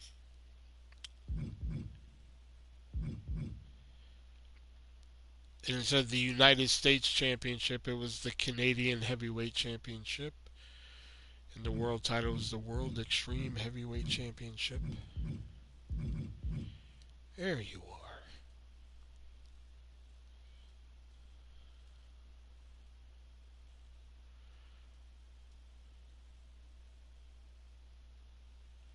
So they do have a Sin arena. Okay, good. That's all I wanted to know. Because if I couldn't find Greed, I was probably going to make it Sin, but I found Sin. I mean Greed.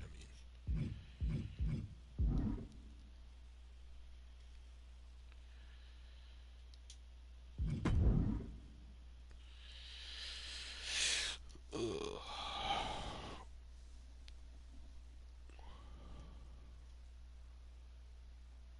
Damn, that's bugging me. I can't think of any of the other pay-per-views I used to do.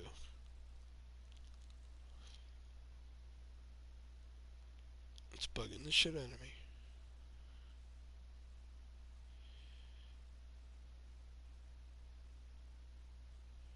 Oh yeah, instead of Nitro and Thunder, we had Overdrive and oh shit, what was our other weekly show? I know Overdrive was like our Nitro, and then what was our fucking Thunder? Overdrive and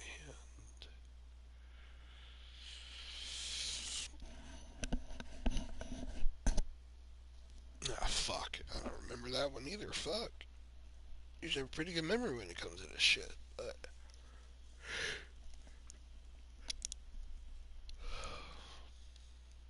but I had like some of my best ideas when I was writing EAWA, and then it all got taken away, and then I was actually like when I stopped writing fantasy, I was actually in the middle of like my grand opus storyline. Like I was thinking of this storyline, and it was gonna be like it had so many fucking layers and shit. I'm gonna tell you all this, and I'm gonna get off here.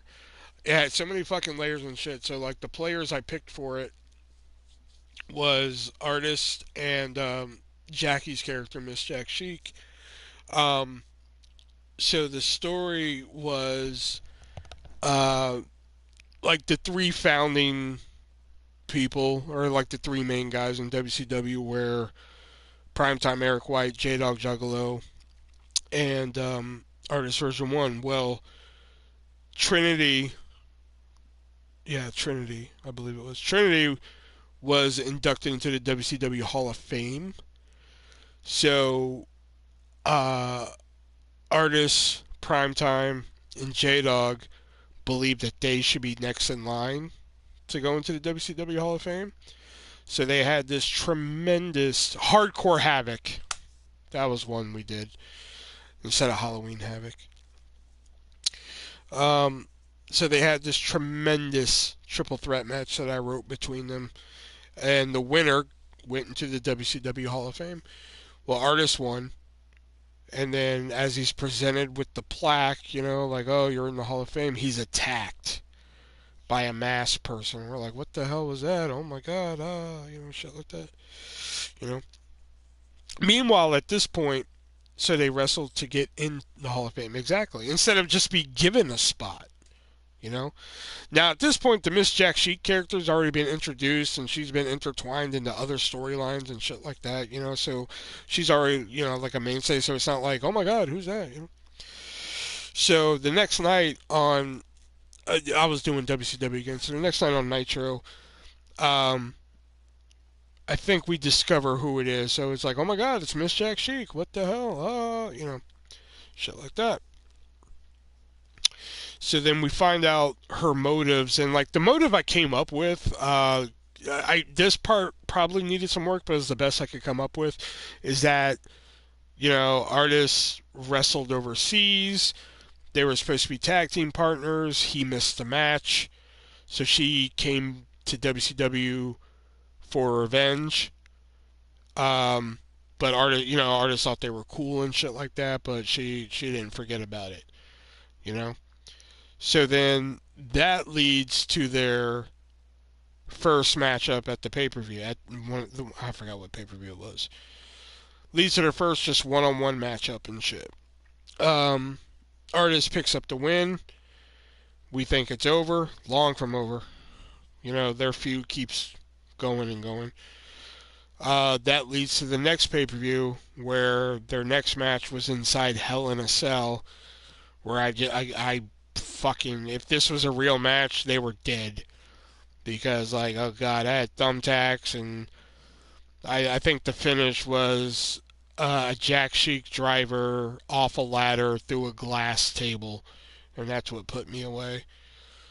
So, after that, you think the feud's done. Like, okay, fuck, they're done for a while and shit like that. So they go their separate ways, it's over and shit like that. What the fuck? I know, right? So after that Hell in a Cell match, they're supposed to be done, and you think they're done for a while. You know? So Artist goes his separate way, Jack Sheik goes her separate way. We think she's gotten her revenge in that Hell in a Cell match, all this shit. So that's where I stopped at the Hell in a Cell match. That's when I eventually just stopped writing. I think I was on like the second show after that fucking pay-per-view was when I stopped. But this is how the story would have continued. So what happened? What would have happened next is that they would have went their separate ways for a little bit. Artist would have eventually worked himself into a tag team title situation, but he wouldn't have had a partner. Okay, so he gets the tag title match. He goes at it alone. All of a sudden, Miss Jack Sheik's in the corner, reaching for the tag. Does he take the tag? Oh my god, no. Okay, fine, fuck. He tags. Miss Jack Sheik comes in, cleans house. Boom. They're the tag team champions. And he's like, what the hell? Like, the hell's going on here? So now they're the tag team champions. So then, they're tag team partners for a while. We think everything's cool. Da da da da. They eventually lose the tag team titles. Miss Jack Sheik blames Artist. Boom. We're off to another match. I think Artist would win that one. I'm not for sure. I think it would make more sense if Jack Sheik won, but I'm not for sure. But anyway, again, we think we're done. You know, like, okay, fine, they were tag team partners, shit didn't work out, boom, they had a match and they're done. So then we set up the first ever WCW at the time, Money in the Bank. You know, um, Jack Sheik ends up winning the Money in the Bank. You know, and we eventually just let her run with that. Artist is doing his thing. Artist eventually works his way back to the world title picture, which, again, believe it or not, Artist is not in the world title picture that much in WC. I usually kept myself in the TV title picture, is where I wrote myself. Every now and then the United States, but it wasn't that often. Um, but I would finally get Artist back to the world title, and after he finally wins the world title, boom, Jack Sheik cashes in on Artist. Jack Sheik becomes the world champion. And then that's where it would have fucking ended. The, like, fucking cherry on top of the sundae.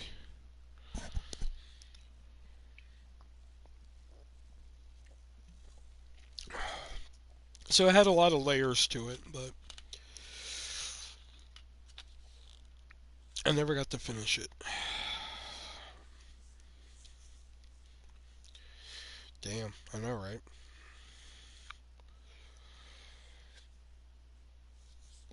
Plus, that I've always wanted to do a schizophrenic storyline where basically, like, you'd have, like, somebody like Artist and he has a tag team partner, right?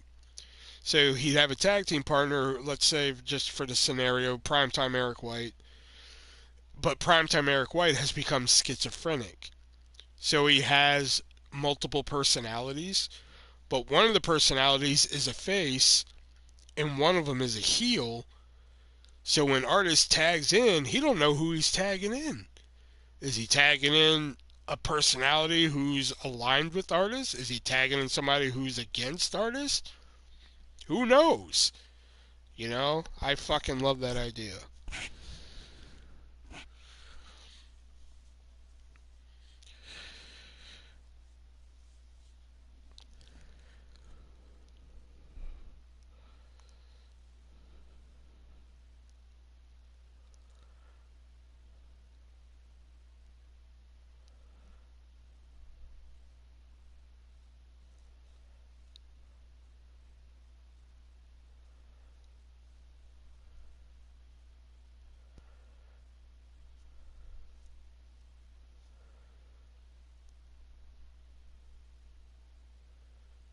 I wish I could work in the. I know, right? Otherwise, I would have been done it. I would have been done it. I could probably pull off the one that I just did, but it would take a lot of explaining, and you fuckers don't listen. Like I've said multiple times, like, May 14th, the Spring Stampede, and then what was the question I get tonight? When's Spring Stampede? And then that's when I was like, I quit.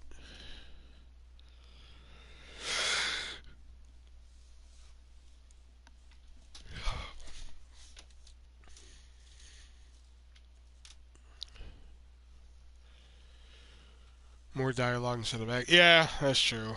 Like some shit, I can be like, oh, I talked to her backstage, and she said that. I would have to have promos and shit like that. Can't do the promos. And I probably could do promos. Like I could probably put up like still pictures of like whoever and do promos. But the thing is, then I'd have to like record footage and fucking edit it and shit. And you know what? No, it's bad enough I'm already doing this. If I were like making money off the videos, then you know what? That'd be one thing. I'd probably take the time to do that. But I'm not. I sit here 4 hours every night for free. Not even making. I'm not even fucking making money off the podcasts that we do. No one's bought a fucking hat. I was gonna do T-shirts, but Fuck, if the hats aren't selling, fuck. What's the fucking point of the t-shirt?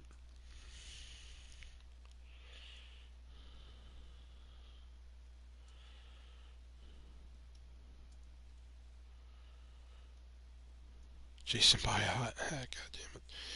Alright. Well, I'm heading out of here. Of course, won't be live tomorrow. Three-Way Dance Wrestling Podcast, where we review TNA Lockdown 2008. And oh boy, I am going to have some shit to say about that. Oh my god. I don't even think I have notes written down. I have notes written down for 1, 2,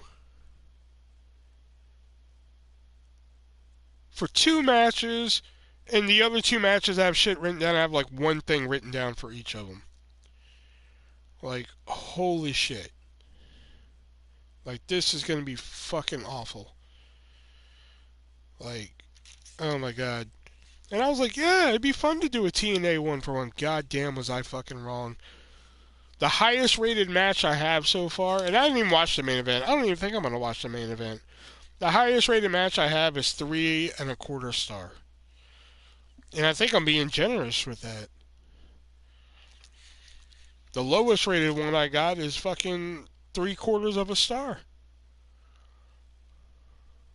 And again, I think I'm being generous with that.